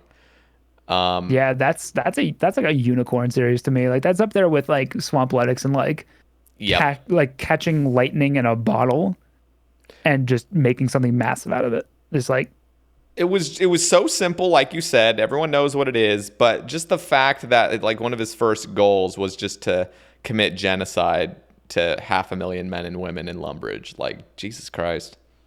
That, yeah. that gets But your it is all in attention. the effort of making an easier to understand rule set. Or more likely, it was all in an effort that he was like, could I do this? The answer was yes. The answer was yes. Limport quickly figured out, yes, he could do it. Oh my God. Those I always love watching like those chunk man, especially Verfs as well. Just seeing their banks increase. Like what the you just have the craziest, weirdest banks, but they're like actually very cool looking at because they're just the weirdest, most masochistic grinds. You just have a ton of random shit. Yeah, and that's what's like. This is why I'll always be interested in snowflakes, even though I know the term Snowflake Iron Man is memed upon a million times now. Who coined just always- Snowflake, by the way? Sorry to interrupt. I think it's like just the fact that it's like every single one is different, you know, like I see. kind of taking the snowflake insult from like politics, where it's like, oh, Yeah. snowflakes get triggered by everything, where it's like, because like, oh, we're all different, we should all be treated like equally but differently, and it's like it's kind of like that for Iron Man. It's like, hey, I restrict myself in a unique, different way that's not like anyone else, like like a little snowflake. I think that's where it comes from. That's got to be it. But the reason I love them is because I love watching when you put simple restrictions. And my key, I just don't really, I won't really watch overcomplicated ones because I don't want to think too hard. Is just seeing how simple restrictions will cause different things to be valued. So like watching someone catch a baby impling for a lockpick and have that be, or maybe it's a young impling, I don't even know, but like have that be like this extremely valuable item that everyone else would just be like drop, or it wouldn't even capture the impling to start with. Like the fact that a simple set of restrictions causes the whole landscape of the game to change and the like the value of items to change. That would just always be interesting to me. Yeah. No, I mean that we definitely just slipped into that generation of videos for old school, just everything Snowflake, and there is still so much potential. I was talking to Settle. There's so much potential for Snowflake builds, so much that we've never even considered making, and I just get excited about it. Plus, with all the Runelite updates and Runelite plugins that are available, that is, I don't know, there's like endless potential. Yeah, it absolutely is, and I was jaded at a point where I was like, oh no, the only snowflake you can make like now is something super overcomplicated. But like even one of the most recent series I've seen, which is V the Victim Sequestered, is so simple. He's region locked. He unlocks regions with quest points. That's it. I see. Quest points. They unlock regions. That's how it works. That's all the rules. Just get quest points to unlock regions. Boom. Interesting. And he's great, by the way. I can't believe I forgot to mention him. He's just a good person, and he's awesome. Like he's great at the game too. He would have been the first person to beat the Inferno when it first came out. He had gotten the very furthest. I think he got post healers or something like that, like as the first person to do it. Something crazy. He's so talented. But yeah, he's so talented, and then he just came up with like again a really simple, marketable idea that also was fun to play, and like it's interesting to watch him really value different things. He's only a couple episodes in, so I highly recommend it for anyone looking for a new series. If you want to binge a series, maybe don't watch that one because it's just getting started. Maybe give it like a month, but still, just it's great and it's so easy to understand. Yeah, he's a king. That's definitely a great shout out. Yeah, I wonder how he's one of those players, or it's one of those content creators that tends to just come like he's sort of ebbs and flows into the game. Yeah, he'll take like long breaks and stuff. I wonder if he's back like for good, because I wish he would. I think there's a good chance Gilnor Games just like, and like the airing of Gilnor Games specifically, like maybe just like got him reinvigorated or something like that. Yeah, for sure. Because I've seen him a lot more active on like Twitter and stuff, and this series is obviously new. I don't know if he's had these clips backlogged for a while or something, but I get the feeling he's like he's in his into it phase right now. Yeah. So let me ask you, this year, what are you looking for as a content, like goals for content creation in general? Is there anything you're striving for this year? Where would you like to be, I guess, by the end? So I had a couple goals going into this year, and I try usually to avoid numerical goals. I don't find them constructive, but it's also they're easy to set because like it's objective, like I either hit number or I did not hit number. And a couple of my numerical goals going into this year, I wanted to hit 15,000 subscribers. I did that yesterday. Congrats. That's massive. I hit 10,000 subscribers this year too, so the growth has been fast. That is so cool. That's so cool to see too, just like that. Yeah, it's been pretty mind-boggling. The other goal I had, which was not numeric, was to find my niche. Because I just kind of made content, and I never really knew what my thing was. Hanani said this to me, and it's so true, is that when you're making a video, your goal shouldn't just be make a great video, but your goal should be make a great backlog of videos, make a great catalog of videos, so that when someone goes to watch a video of yours, and if they go to your channel, there's a bunch of things there they can watch. And that's entirely how it works, because if one of my videos blows up, I can just see all my other videos, my old videos, have an uptick in views. Like, people will they'll go back through and they'll watch some of my older stuff. Yep. And that's a good way to grow, is just having good content in your catalog that people can just go back through and watch, or like they go to your channel, they sort by popular and they just go through. Like, that's a great way to grow. That's why series grow really well. Like, if you have a big popular series and someone finds you on episode 13, you're probably going to get more views on episodes 1 through 12. It's true.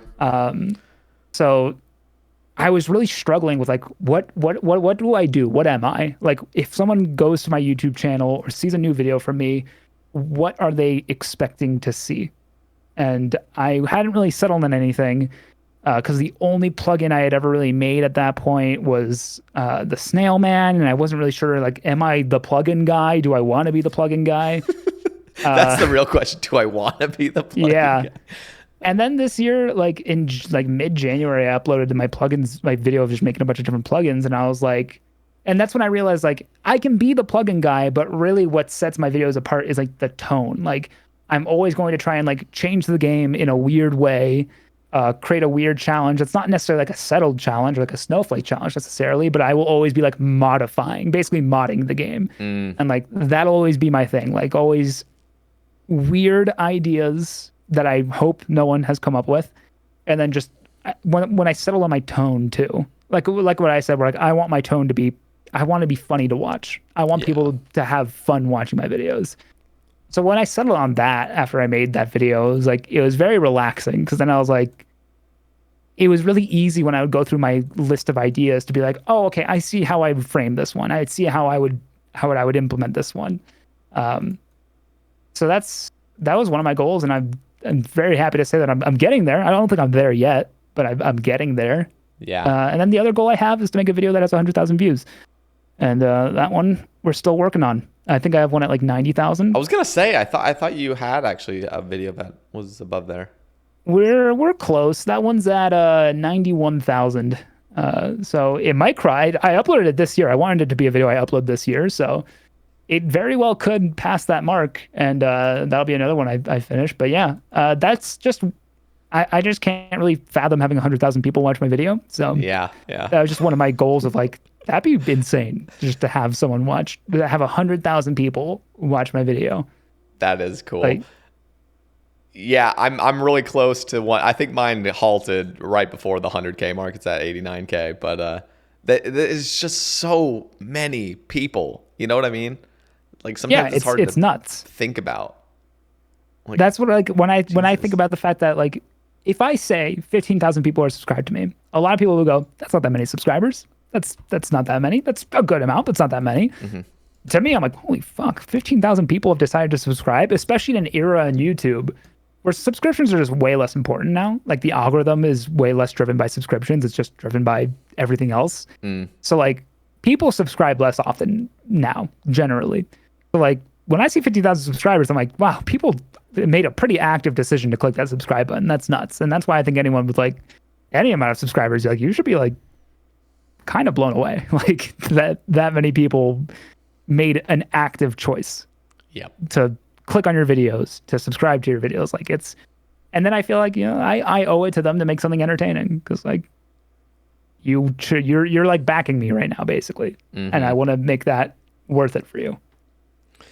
Well, I'm excited for your future as a content creator. I think you have what it takes to be in the top of the top, in the coming years, being like one of the top YouTubers. Because I mean, my only real goal is to be on Golden Gnome Games season 4. I heard that's the last one, so I only have one more chance. Wait, at this really? I haven't heard that confirmed, but someone told me that recently, and I was like, I'm just gonna take that as gospel now. So it also is cool and because start it's extra spreading pressure. It. Yeah, I'll So start now, spreading it as I truth. even think that too, and I'm gonna start. Yeah, saying exactly. And now everyone who's gotten to this far into the podcast thinks that too. But I'm using it as a motivational strategy. It's like, hey, this is my last chance, man. There's never going to be a Golden Gnome Games after this one. If I don't get on this one, I'm going to have to make my own Golden Gnome Games, and it just won't be as good. Oh my god. Yeah, I can't even imagine running a Golden Gnome game. Soup he's a masochist for heading that project. Jesus Christ. You need like a whole legit production schedule. You need to have that and so much passion. Like you have to be obsessed, or else there's no giving up. Yeah. There's no, you took a bunch of creators' time, and there's also, now that it's 3 seasons in, there's all this hype around it. Like, there's no backing out of it if you commit to a season. Like, and I think that's just a testament to like how committed and how passionate he is about it. Yep. I have to say, I feel almost, like obligated to bring just up the success of RS Chronicles, because it's just so cool what they've done and the amount of effort they put into it. I don't know if you're like a regular watcher of those kind of things, like Behemoth highlights and stuff.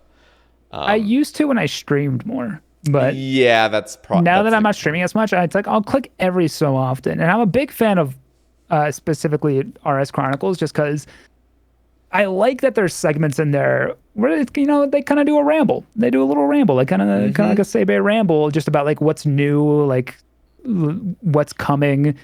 So it really feels like more of an update on what's happening in RuneScape. Yeah, they do and like, such a good job with it. No, I was just gonna say, like, they just do such a good job, because it feels like almost like a news post that's highly entertaining, on top of just what's going on in the community.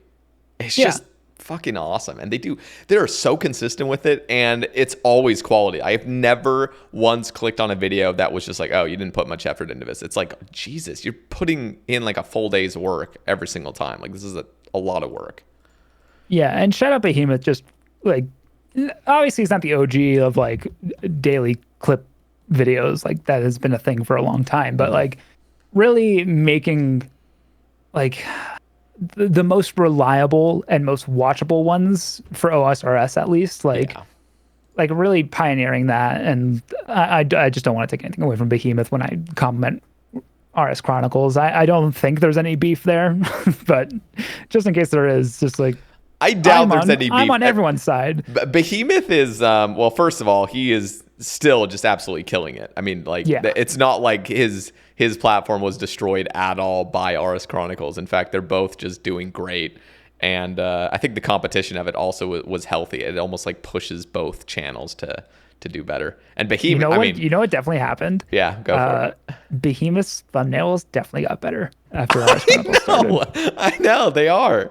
Every time I see a Behemoth thumbnail now, and I'm like, oh, that looks good. Oh, that's a Behemoth thumbnail? Because like he used to just like kind of throw like faces on there. Yeah, with you didn't some need text, to do and much. It was like, and I was like, yeah, you don't need to do much. Like you see the Behemoth video in your feed, you'll probably click it. And then when RS Chronicles came out, like Behemoth like clearly started putting more effort in, and like I think it's like to everyone's benefit. I mean, maybe it's more annoying to have to like work harder on a thumbnail or something, but it's cool to see. It's cool to see that he didn't just like take RS Chronicles coming in and be like, well, can't compete with ChemQ. He was like, oh, I'm gonna keep doing what I'm doing. I'll make it better. Like, Yeah, no, I think both of them are great, and it's just cool to see. And yeah, I don't think again, this is coming from me, so I don't know, but I don't think Behemoth is taking it hard at all. I think it's been good for everybody. People love highlight channels, and I think it's given actually more exposure to both channels because they are both doing it. I do want to see a boxing match between them. If we can get that going. That would be amazing. Ooh. Yeah, no, like so. Q fighting Behemoth. I got my money on Behemoth, to be honest. I think so too. I think he's got the reach advantage. But yeah, and remember when he boxing matches he fucking climbed a tree for a sponsorship. Remember that? Yeah, I do remember that. The dude's he's like I think he'll kick some ass. And creator boxing matches are like all the rage right now. I think we got to strike all the irons hot. And like I think they could even maybe zhuzh up the drama a little bit. Maybe start shit talking a bit on Twitter, like.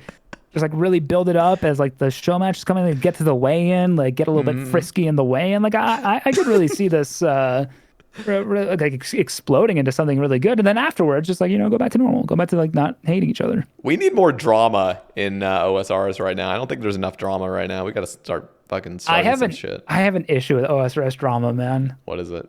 It never hits a middle ground. It's always so dramatic, like it's like so serious. Or it's just not happening, or there's just no drama. And like, it's never just the fun amount of drama where it's like, oh, all right, yeah, that dude was being kind of a dick, but like, you're overreacting and like, we're all just having a little bit of fun here. Like the people in the drama aren't having fun. Like, yeah, it always goes too far. Like, it always goes like, look at these DMs and the person's like, oh, fuck you, bitch. And it's like, oh man, why'd you have to say that? That was so mean. And it's like, oh, and then he said something terrible about that person's mom. And it's like, oh, you didn't have to do that. And it's like, oh, we get Twitch has great drama in all communities, and then it has terrible drama, and that's sad. In RuneScape, our drama will be 0 to 100 in the form of we have no drama, and then all of a sudden there's like a massive person going around spewing like transphobic comments and homophobic comments, and it's just like, oh, well, I can't have fun with that. You're just bad. Like there's no interest here for me. Yeah, that's a good point. And just so everyone's clear, I don't make drama videos. I'm not trying to root for drama in terms of like getting more clicks on my videos or anything. I've never made a video about drama, so it's time to start. Honestly, maybe I'll just start manufacturing it. I mean, you were wondering, what kind of niche you wanted to fill, and I think the drama sphere could actually be pretty good for you. Yeah, and I'll just start making stuff up. That's the best way to go about it. Is just make up complete lies about people. Yeah, I'll just like look at like the Golden Gnome nominees, and I'll be like, wow, did you hear what this Golden Gnome nominee said about the other one? Like, that's insane. Like this this artist called this other artist fat and ugly. That was fucked up, wasn't it? Wow. Oh my God. All right, well, I'm looking through the rest of these. There's a few topics regarding bald. I didn't figure it would need to get mentioned up, but I guess I'll actually mention it. Bald. Yep. I mean, confirmed. I do have a concerning lack of hair on the top of my head. I'm getting a concerning lack of hair on the top of my head as well. It's in the crown area. I mean, it's the front as well. It's getting worse. I'm like, oh God, I'm turning 30 soon. In my for me it was all the front. It was all this like pretty immediate, and like from when I was like 24, I realized it was happening. And then like 27 is when I just pulled the trigger. I was like, I can't deal with this, man. Yeah. Like it became more work to have balding hair than to just be bald. So I was like, I'm just going to be bald. Yeah. And you know what? It's great. I am so much more aerodynamic than I used to be. I think my mile time is like cut in half. Oh, so shiny. Yeah. But also I have like a warning. My dad is bald. My dad's grandfather was bald. My dad's brother's bald. It was all very clear. It was spelled out for me from a young age that like. But was it like when did it become a reality for you that I have their genetics? Oh shit! Because I swear when I was a kid, I'd never even considered. Oh, my uncles are kind of bald. That just never crossed my mind. I thought I'd have a full set of hair not until forever. my 20s. Okay. I had like I had hair down on like my shoulders in like middle school and stuff. Like I didn't have a care in the world. And then when I was in my 20s, like. I started to notice like a little bit of hair falling out just like in the shower and stuff. And, like it wasn't like noticeable, but it was noticeable if I was like just had a clump of hair in my hand. And I was like, huh, that didn't used to happen. And then like I started connecting the dots of like, wait a minute. like every man in my family is bald, doesn't that mean there's like a good chance? And and then like it became the kind of thing where it's like I wasn't too worried about it. I was like, you know what? Whenever I have to shave my head, I'll shave my head. It's fine. Like that's okay. It only became a real issue when I started playing RuneScape, like publicly, like streaming and stuff, because then all the bald jokes would happen. And then I was like, oh man, being bald and playing RuneScape is like such a stereotype that I just like, and I don't even have the benefit of being good at the game either. Like, yeah, it was real. I think you're good at the game. No, you see, okay, wait, hold on. Someone sent me the clip from the settled Sae Bae cast. Yep. And you guys were talking about like, oh, Idyl's great. I love Idyl. He's the best. And I was like, yep, that's true. So far, so good. And then you said, yeah, Idyl's just like, he's so good at the game. Well, I mean, he's good at content, but he's probably good at the game too. And I was just thinking, before you corrected yourself, I was like, I suck at this game, man. Like I said earlier, this podcast, I haven't done Tob. I've only ever gotten one purple at Chambers of Zarek, and it was an arcane prayer scroll. Like I've never soloed Chambers, definitely not. I've done the Inferno once. I got to wave 7, and it was a joke. When I say good at the game, sometimes I think to myself, I'm like, they know about the game. Like I could ask you a question about the game, and you'd probably know about it. Now, I guess the definition that we've come to in our current like climate in OSRS content creation is if you're good at the game, you can like do 6 jads and shit like that. Like that's the only coining for good at the game. But I think good at the game is just being familiar enough with it. I mean, I'm definitely familiar with a lot of this game, but that's just because of a crippling addiction. That has nothing to do with my skill level. Yeah, I think that's kind of, I mean, that used to be, did you know you used to be good at RuneScape if you had some 99s? Oh, I got a 99 fire making in like 2007. And the whole reason I did it was just to have a skill cape because I wanted to be better than everyone else. Yep. And I really wanted people to ask me to do the emote. The problem was it took me so long to get it because I could never commit to it that by that point, no one was asking for emotes anymore. And the only comment I ever got about it was someone following me and going, do you seriously have an untrimmed fire making cape? And I was just crushed. I was just absolutely devastated. Oh my God. Dude, I remember I actually had on my main, before Wintertod had come out, I had like 93 or 94 fire making, which was extremely high because that was, you know, when you just had to burn logs at the Grand Exchange or whatever. Actually, the Grand Exchange hadn't even been out for that long either. But yeah, as soon as Wintertod came out, that kind of sucked. It just blew my whole, like, that was my highest skill, you know, and I had a little bit of pride about how high my fire making was, and then that just completely got devalued. Fuck. Yeah. I mean, I thought it was going to be so cool. It took me such a long time. I was a failure. No, it's fine. It's what happened. This is, you know, you shit or get off the pot. And then I did both. I got off the pot and then I shit. Okay. I'm curious. Have you ever done mushrooms?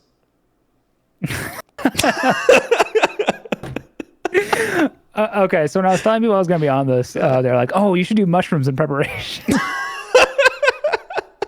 No, I haven't. I'm sorry. No, you don't need. You do not need to apologize. I'm just my curious. mind has not been opened. Yeah. No. I don't think it's like a rite of passage or anything. I don't want that to sound like, oh, I look down on people that haven't. That's not the case at all. I'm just curious. I just feel like I have such an anxiety riddled mind that I would just have a bad trip.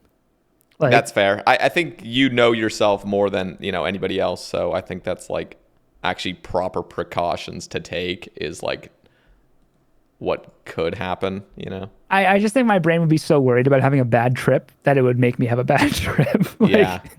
Like my brain was like, boy, I sure hope you don't have a bad trip. Man, that would suck. Wouldn't it suck if you had a bad trip right now? Like, whoa, like imagine if like all of this started happening and keep my brain would imagining just make it. it happen. Imagine yeah, it like more. you keep imagining it. And then I keep trying to distract myself and I just keep thinking about it harder because the brain sort of literally just my own worst enemy. Yeah. No, I was just curious. I don't know. It's interesting. Well, I mean, if I was going to do mushrooms with anyone, it would be with you. I'd be honored. But yeah, I figured I'd just bring that up, but that's cool. Who knows? Maybe if I get you on the cast again, you know, maybe you'll have had an experience with it potentially, and who knows? Maybe we could have a heart to heart. would you consider doing a live Sae Bae cast from like TwitchCon or something? Dude, okay, so when I talked to Scotizo on the cast, I mean, I live pretty close to her now, so I was thinking, oh, we could do like a live Sae Bae cast. The thing is, I don't even have a setup to do a live Sae Bae cast. Also, I don't know if you know who Hugh Jass is. Hugh Jass. Yeah. I think he was at TwitchCon. I think I met him. He at was, TwitchCon. yeah. He came over on Saturday, and he was like, you should get this apartment looking like a little Sae Bae cast studio setup so you can get people out here and do IRL ones. I would literally kill to do IRL Sae Bae I mean, cast. that would be extremely cool. I'm just imagining you and Bodhi sitting at a desk or something, just shooting the shit. That'd be so sick. But if you did at TwitchCon, have you ever seen like those morning shows where like everyone's like holding the signs up behind them while they're talking about something? Like I'm just imagining like yeah, like everyone at TwitchCon just like behind like you interviewing like Tasty or something, and like we're all like, oh, I love you. Oh God, Sae Bae, I wish you would do me instead of shrooms, and like stuff like that. I've never I don't even think I would go live. So like I'm going to Tennessee, which is kind of like a TwitchCon. And I doubt I'll even go live. I'm pretty sure other people go live. I hope they don't. I don't know what's going to go down there, but I hope I'm not. Like, I can assure you, at very least, Prison Joe will be going live. He will. He loves real live streaming. He does, and he's actually good at it. I really hope his vlog, because I literally watched his whole hour blog on TwitchCon or vlog, and it was fantastic. Yeah, I mean, like, he should really think about going like fully into real life streaming, because I can't ever think of a RuneScape streamer going into real life streaming and that being a problem. So, yeah, no, I think Prison Joe has what it takes. He's got a ton he definitely of energy. does. He's the kind. There's a few RuneScape creators, and I mean this for YouTube and Twitch, where I'm like, do I see you being able to do stuff outside of RuneScape? And the answer's not always yes. The answer is not always yes, but for him, it's like unequivocally, absolutely. Like if he's the kind of streamer where you're not watching him play RuneScape anyway. Like even when he's streaming RuneScape, you're not watching that. You're watching him. Like, yep. That is, I think that's the best compliment you can give any creator, honestly, if they're locked into a game. If they haven't already proven that they can do something different. Like Jimmy's proven multiple times he can play different games. So I don't even care about him anymore. Yeah, screw Jimmy. Fuck him. Clip it. Yeah. No, don't worry, man. I'll get all of those edits that you said earlier. I'll get all of them out. I promise. Okay? Good. Yeah. Every single time I've said cut that, just make sure that I will. You get your editor. I heard you pay like your editor like $1,000 an hour, right, to edit these. Real talk. I would love to get an editor for these casts and just for even like my rambles and stuff. Like when I think of. I brought up RS Chronicles and Behemoth. I was thinking like, dude, Behemoth has, I mean, a big enough platform. He could literally just not even do his thing. He doesn't even need to be the one editing his videos anymore. He could just hire somebody and then just, say the parts he needs to say just to keep it a Behemoth video. But like, I don't know. Sometimes I think, man, down the line, that would be the greatest thing ever is if I just had somebody take care of all the back end stuff and then I could just... do the talking. I've never seriously considered it, but it's obviously something that just happens. So I've thought about it, like having someone else edit my stuff. And like for what I do, and this is true for a bunch of other RuneScape creators, like we edit very specifically for our videos. Like we edit in a way that like really puts across a tone. So like that's why like Settled still edits his stuff, even though he's one of the biggest creators out there. That's why Jimmy still edits his stuff. Like, it's why Hanani has like, I think only ever used an editor once. Like, tone is so important through an edit that I know that's why a lot of RuneScape creators don't ever hire an editor.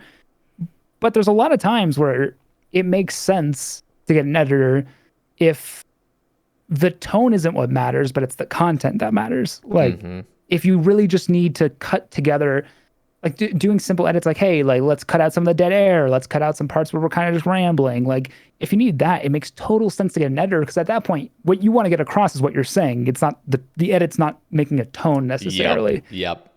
And it that's why like it would be perfect for my content. It would 100%. Yeah, where like what you're saying is what matters. And like, I don't have an editing style anyway, so like I would be losing nothing from. And that's why like a lot of streamers who put YouTube videos out will just have editors do it. Like it's Will. He has I think he uses multiple different editors, but I know Tripjaw, I think is his name, is the main one he uses. Like the cool thing about them and for a lot of these guys is that they actually like work closely with the editors to actually get a tone across in the edit, but it's not strictly necessary because like it's Will is a tone in and of himself. Like just when he's talking, just when he's playing the game, like you could just cut the clips together with nothing else and it will feel like an It's Will video. But luckily he works with a really good editor and they can do more than just cutting clips together. Like that's why a lot of streamers now are just like, hey, I'll pay an editor to just cut clips together of my live stream and it'll make an entertaining RuneScape video because you're entertaining enough already on live stream. Just have someone cut it together. Like just do it. It's I was gonna say it's free content, but it's not. You're paying the editor, so it's free paid after content. you pay for it though. Yeah. I'm just happy to see a lot more people. This was back to the ignoble question, honestly. I'm just happy to see a lot more RuneScape streamers taking YouTube seriously at this point. Because I think it's a good way to grow and it's fun just to I like watching YouTube content more than I like watching live streams most of the time. So it's just it's cool that I can catch up on people's stuff that way too. You're totally right. I mean, I am so grateful that I started YouTube earlier on in content creation. I didn't start immediately, but I eventually jumped on it. And it always is just so, like, you have no idea where it's going to go. You don't really even care. You think you're just a small creator that's permanently small. You're never going to get anywhere. But you just start uploading videos and just be somewhat consistent with it and have fun doing it. And it grows to something. I mean, that's how I found you. I found you first through YouTube videos. Really? That was the first way I ever saw any of your stuff.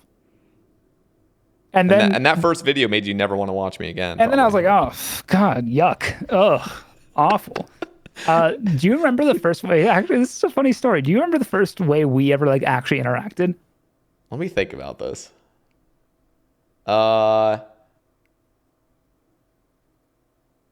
It was in your stream, right? It was in my stream. Okay, yeah. I'm just trying to think of what the context was. It was a long time ago. Yeah, this must have been. It was a very long time ago. Okay, tell me. This is like 2021, and I think I was streaming to like 14 people. Okay. And you were like the first person to ever come into my live stream with a partner badge. And I was like, and your name was familiar to me because I had watched the YouTube video. I watched a few of your YouTube videos at that point. I was like, why do I recognize this? Why do I recognize this name? Why do I recognize this name? And someone else in my chat was like, oh my God, Sae Bae, hi. Oh, hey, it's good to see you. And I was just like, I knew what the partner badge meant. So I was like, oh yeah, I got to treat this guy like royalty. You only spoke using emotes. You never actually typed any text, like any words in my chat. Yeah. And I was just like, and then you just like left. And I was like, that was so fucking cool, man. That was so cool. There was a partner in my Twitch chat. Let's fucking go. Oh my God. It's so funny that you say that because like I used to feel the same way with when I first started content creation. If I saw a person I'm trying to think, who was the first person with a partner badge in my stream? I think it was I actually can't remember who it was. I don't want to missay who it was, but no, I totally feel you. You're just like, like royalties in my stream. Like it like scares you kind of. You start like acting weird. And I had a real issue also back in the day with like deifying content creators. Yep. Really putting them on a pedestal. And that's just like not healthy in any capacity. Like no one should do that, but like it's kind of hard when you have a lot of respect for these like quote unquote famous creators. Like I would just get like super nervous talking to them, even though in reality they're just like normal ass people. Like they're just completely normal human beings. Well, and normal except as for, normal. I mean, they make RuneScape videos, so and so like how normal can they really be? But like I just remember like the first time Rendy talked to me. Yeah, he talked to me really early on. And I was just like, oh my God, I'm talking to Rendy right now. Like this guy's like, dude, Rendy's I fucking love Rendy. I don't even know how Rendy found my YouTube channel, but he DM'd me on Twitter when I was at like 300 subscribers. I was like, hey man, keep it up. Good stuff. And I was like, what the fuck? That's so cool. See, that's the kind of shit Rendy does. It's awesome. He reached out to me when I was a smaller creator too. And like he was like I asked him to be on the Sae Bae cast, and again, it comes back to like deifying these creators. I mean, it's almost like they just have more important things to do. I think that's kind of where I would take it mentally. Yeah, exactly. Like, well, why should I be like I'm just wasting their time right now. Exactly. Like, but no, he was like totally down to come on, and he's helped me along the way of me being a content creator. So big shout out to Randy. yeah, he's like a total OG in terms of like supporting me and supporting a bunch of people. He's just really good about that. And it wasn't really until like maybe like 6 months ago where I stopped deifying these content creators, where it's like I still respect them. Like I think there's a difference between having respect for someone and deifying them. But like it wasn't until like I had a decent amount of exposure to them where it's like I talked to them on a somewhat regular basis where I was like, oh yeah, they're completely normal. That makes sense. That makes total sense. They're literally normal human beings. There's not I mean, they're weird, but in the way normal human beings are weird. So like it's just funny that I used to feel, and I used to feel that way about you. So just know that I used to feel starstruck by you, and now I couldn't feel further from that. Good. No, but I still feel that a little bit. I know I brought it up multiple times, but I'm going to Tennessee in end of April, and Bodie's going to be there, and I'm just like, he's not a human. He's royalty. You know what I mean? Like I can't. It's going to be hard for me to just totally be myself in the presence of Bodie, at least initially. In person is a whole different ballgame. It's just as like in person will always be different. Yeah.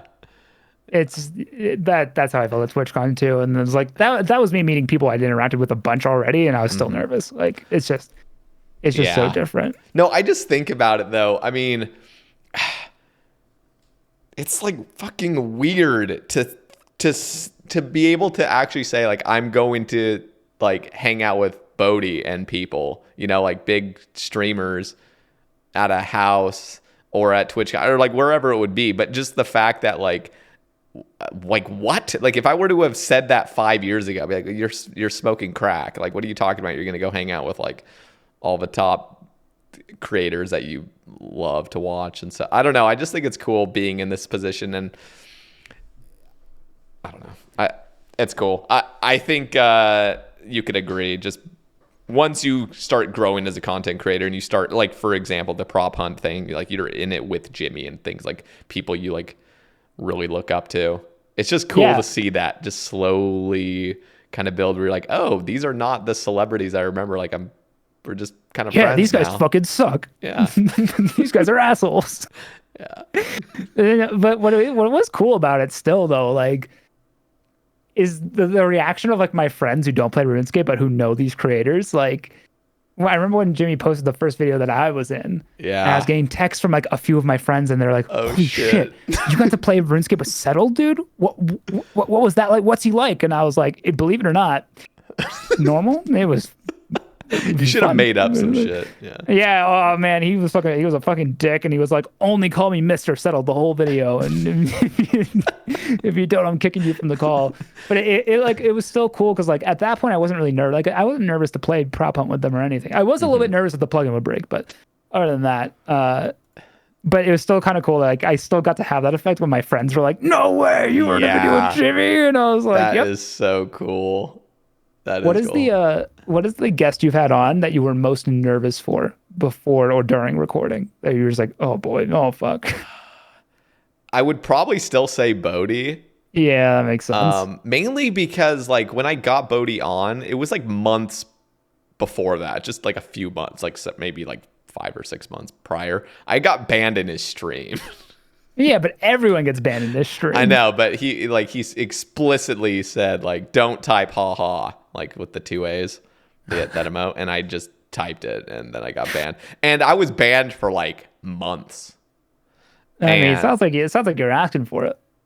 I mean, I did ask for it. I literally typed ha ha when he said not to. But that was like, it like put me on edge a little bit because I was like, oh fuck, like kind of want him on for Sae Bae Cast 73, and now I'm like, I like overthink things. I'm like, shit, he just banned me. He's going to be like, oh, you're that guy that I banned in my stream? Oh yeah, I'm not going on your podcast. But luckily you also, you did have like the catalog of guests that you could lean on to be like, no, see, like I've had did. Roydy on, I've had Foe on, like I've had Foe like was that cast made me nervous. I feel like the Foe cast should make you nervous just because Foe is kind of like. You could, like, I beat you up if you got ask pretty the wrong damn question. nervous with Foe. I got nervous with Solo Mission too. But yeah, with Foe, it was like, holy shit. Like, I'm talking one-on-one with Foe right now, and he wanted to be on this. Like, somebody reached out to him on so Foe made a tweet, and then somebody replied to his tweet and said, hey, you should go on the Sae Bae podcast. And then he That's was like, awesome. Sure, if he asks me or whatever. And so I just messaged him, and he's like, sure, I'll be on. I'm like, what the fuck? Like, that was easy. And I was scared as hell because, yeah, it's Foe. And I hadn't really ever been too active in the stream anyway. So it, you know what I mean? It just feels like, oh shit. I don't even feel like we have a connection necessarily, but it was good. I loved it. Yeah, I totally get being nervous about Foe. Just like, honestly, I'd be nervous about Foe even if he had like 100 average viewers and let alone like 1,000. Like it'd just be like, just his demeanor. Like seems like the nicest guy on planet Earth, but his demeanor can be so serious sometimes. You're like, I don't want to waste your time, sir. Like exactly, that's literally it. Like, can I tell you my favorite story about TwitchCon? Actually, yes, it's related please, to this. Please. So at TwitchCon, Bodhi was there, and he was at the based house a decent amount. So I met him, and I was like, "Yo, what's up? My name's Idyl," and and he was like, "Oh, okay, nice to meet you." And I was like, "Yep, cool." Day later, he's at the based house again, and I say, "Yo, what's up, buddy?" And he's like, "Oh, hey, I'm Adam." And I was like, "Oh, fuck." And I was like, "Oh, yeah. Oh, sure. Yeah, no, my name's Idyl." And he's like, "Oh, cool. Nice to meet you, man." And I was like, "Yeah." "Oh, no. And then then we went to a Mark Knight concert. No, don't tell me it's going to happen 3 days in a row. Don't. And, no. I didn't even say, "Hey, Adam," because I was too worried about what might happen. So we were in a group talking, and he walks up to the group. He starts talking, and he's like, he sees me, and he's like, "Oh, hey, my name's Adam." And I was like, he did not. He did not do that. The classic story for me is I got to meet Bodhi 3 times at TwitchCon. Oh my god, dude! I'm so sorry. Honestly, I feel like it should have affected me more than it did. I think just because there were so many people, like it was hard to take personally because like. I was like, even at TwitchCon, like back at TwitchCon, I even wasn't as well known as I am now. Like, but 3 times, like, but 3 times was fun. Three times. I actually think, and maybe I'm coping. I'm actually definitely coping, but twice was devastating. 3 times was funny. Like that's how I see it. The first time was just shock. The second time was total tears. And then the third time is just dry face. Just like, oh shit, this is just my life at this point. Second time he's like, oh, hey, I'm Adam. And he's like, oh, why are you crying? I was like, I'm not crying. What are you talking about? I'm fine. Oh my god. The third time though, like I was just like, I'm not gonna say hi to him because I don't want him to introduce me again because then I'm gonna have to tell this story because I knew already when he did it the second time I was like, I'm gonna have to tell this story and I hope no one takes this as like, oh, Bodhi's such an egotistical asshole. I don't think anyone will, but just in case, like TwitchCon, there were at times like 70 people in the based house, or at the Mark Knight concert, we're talking hundreds. Like he was under no obligation to remember my name, especially when we didn't really have conversations beyond that. Like, this is not a Bodhi ego thing. This is a Bodhi meeting a fuck ton of people thing. Yeah, I do have to remember that. Like, it's first time meeting people. He's probably meeting hundreds of people at the event. Yeah, I could not have taken it like less personally, but it is fucking hilarious. It's objectively hilarious. That is funny. That's funny as hell. Yeah, that's. I can't believe I didn't tell that when you were talking about TwitchCon. That's like my go-to. Yeah. The other story I go to a lot is, do you know who Olive is? Have you had Olive on? No, I haven't had him on yet. But Olive's great, and he's also bald. And he's bald? Yeah, he's not going to be on the cast. Yeah, I know. You're not bald, are you? No. No, I have plenty of hair. But he's bald, and I guess some people think I'm bald, but someone walked up to me who I had met already loosely. I won't name them, but they walked up to me at the Mark Knight concert and they're like, "Yo, Olive," and I was like, "Yep, it's me, Olive." God. And I thought we were joking around, and then I realized this person may have been rather intoxicated and not just on alcohol. And he just kept calling me Olive, and I was like halfway through the conversation, I'm like, "Wait a second, this guy legitimately thinks I'm Olive." And for the record, I am about twice Olive's size in height. So it's we do. Wait, we don't really? look alike Olive's not beyond- tall? No, Olive's short. What? Okay, I would think Olive's tall. How tall is he? I don't know how tall he is. There must be a picture out there of me and Olive, Okay. but if I can find it, I'll send it to you. But yeah, I'm significantly taller than him. Oh my So like, it's God. not hard to tell us apart. Yeah. But this guy, I just realized this halfway through. I'm like, oh fuck, this guy actually thinks I'm someone else entirely. And so at that point, I just started playing it off. I was like, yeah, I'm Olive now. I'm method acting. Like this is who I am at this point. Oh man, That's good. I don't TwitchCon, think. what a wild time. I'm just trying to think if I could even be mistaken for somebody else if I went to one of those events. Like if somebody was truly I don't think intoxicated. so. Yeah, I don't think I could either. I mean, just straight up, there's not that many blonde people. There really isn't now that I think about it. Like everyone's got dark hair or no hair. Yeah. And tall. Everyone's tall.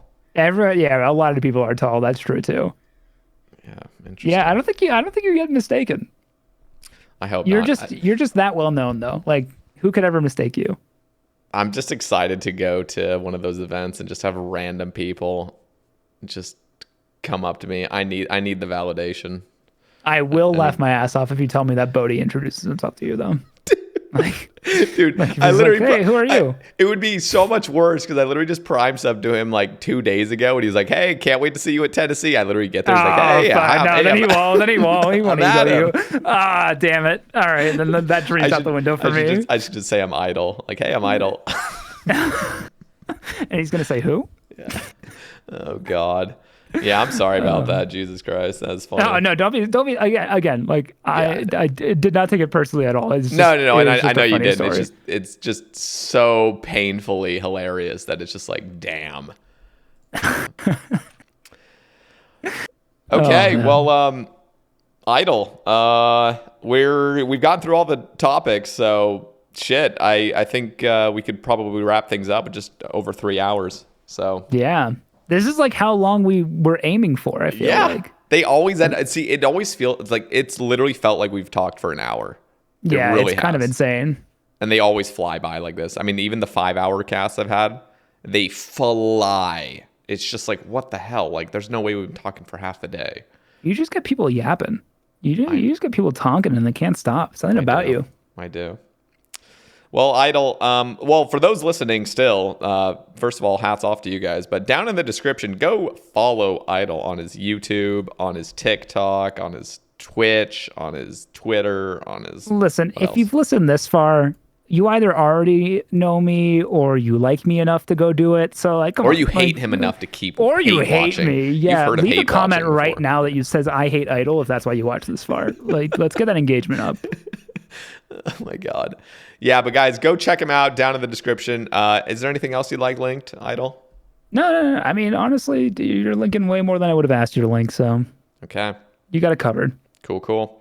Well, yeah, this was really fun, Idyl. For real, this is the first time we've ever spoken. It feels like we've been... Yeah, you're right. We actually have not spoken like in not like Twitch chat to streamer capacity. That's insane. I know. It's wild. Really strange. I mean, I would actually love to count the amount of guests I've had on the cast where it's literally our first time speaking, because it's got to be like 80%, which is just wild. I mean, because RuneScapers don't talk to each other. Yeah, You know, but I think part of it is that kind of parasocial thing where like I'm chatting and you're talking, or then I'm talking, you're chatting, and it feels like we've talked before. yeah, it like that. That's the thing. Like, I didn't at all think about this as the first time we've talked to each other, just because like we've interacted before. It feels like It's crazy. Well, shit, man. Yeah, it was fun. And let me think. Who knows? Maybe we'll just plan another Sae Bae cast with you next year. Well, I was see gonna how say, things I know go. you have a list of 60 people, but like, if They you can ever, wait. if you ever, They can if you wait. ever need, like, you're like, oh man, who I had planned is unavailable, just like, message me, I'll hop on, and even if I'm on like a goddamn plane, I'll just buy the Wi-Fi and I'll just, That would be. I'll do the Sae Bae cast next to a random person who's trying to sleep or something. That's what I really want. I want like those go-to guests, and that's kind of what I am kind of eager for. I almost want to get through the list of people I have like quicker, just so I can have those really fun like repeats and kind of mixing it up. Like I had Tasty and Prison Joe on at the same time, and I've had them on solo previously, and that was just so much fun because like they already know what's going on. They're a deadly combo, you know. Oh yeah, hella deadly. But yeah, man, it was great, guys. Next week we will be having Mick Homie. I was about to say Mick Dilk. Oh god, Mick Homie on the Sae Bae cast. He's actually one of the hosts of the Real Homie Hour, so I'm excited to talk to him. We've had Lopsy on actually twice, so this will be Mick's first appearance on the cast. I'm really looking forward to that. But yeah, any final words, Idyl, before we end? No, except, shout out Mick. I was on his podcast last week. So it's a good listen. I was on there with Hanani. And we actually mentioned on that podcast that neither of us have been on the Sae Bae cast. But I didn't tell him. I got to get that Hanani point, on really soon. At that point, you had already asked me. You just hadn't announced it, so I didn't spoil it. Because I'm a secret keeper. Good Maybe for he you. was keeping a secret too. Maybe he knew he was going to be on it already too. Oh my God. And we were just lying to each other without like, oh man, I can't believe we've never been asked on. I always feel bad because like I it almost feels as though I've had on guests that I've written on my list. Like it feels like, oh, like I've already mentally check marked you. But then I'm like, oh shit, I've actually never even addressed it to them at all. Yeah. So Well, just know that for a lot of us, this is like the measure of success. So it's very sweet. Yep. Thank you, Idyl, once again. And guys, we'll catch you on next week's episode. Peace out.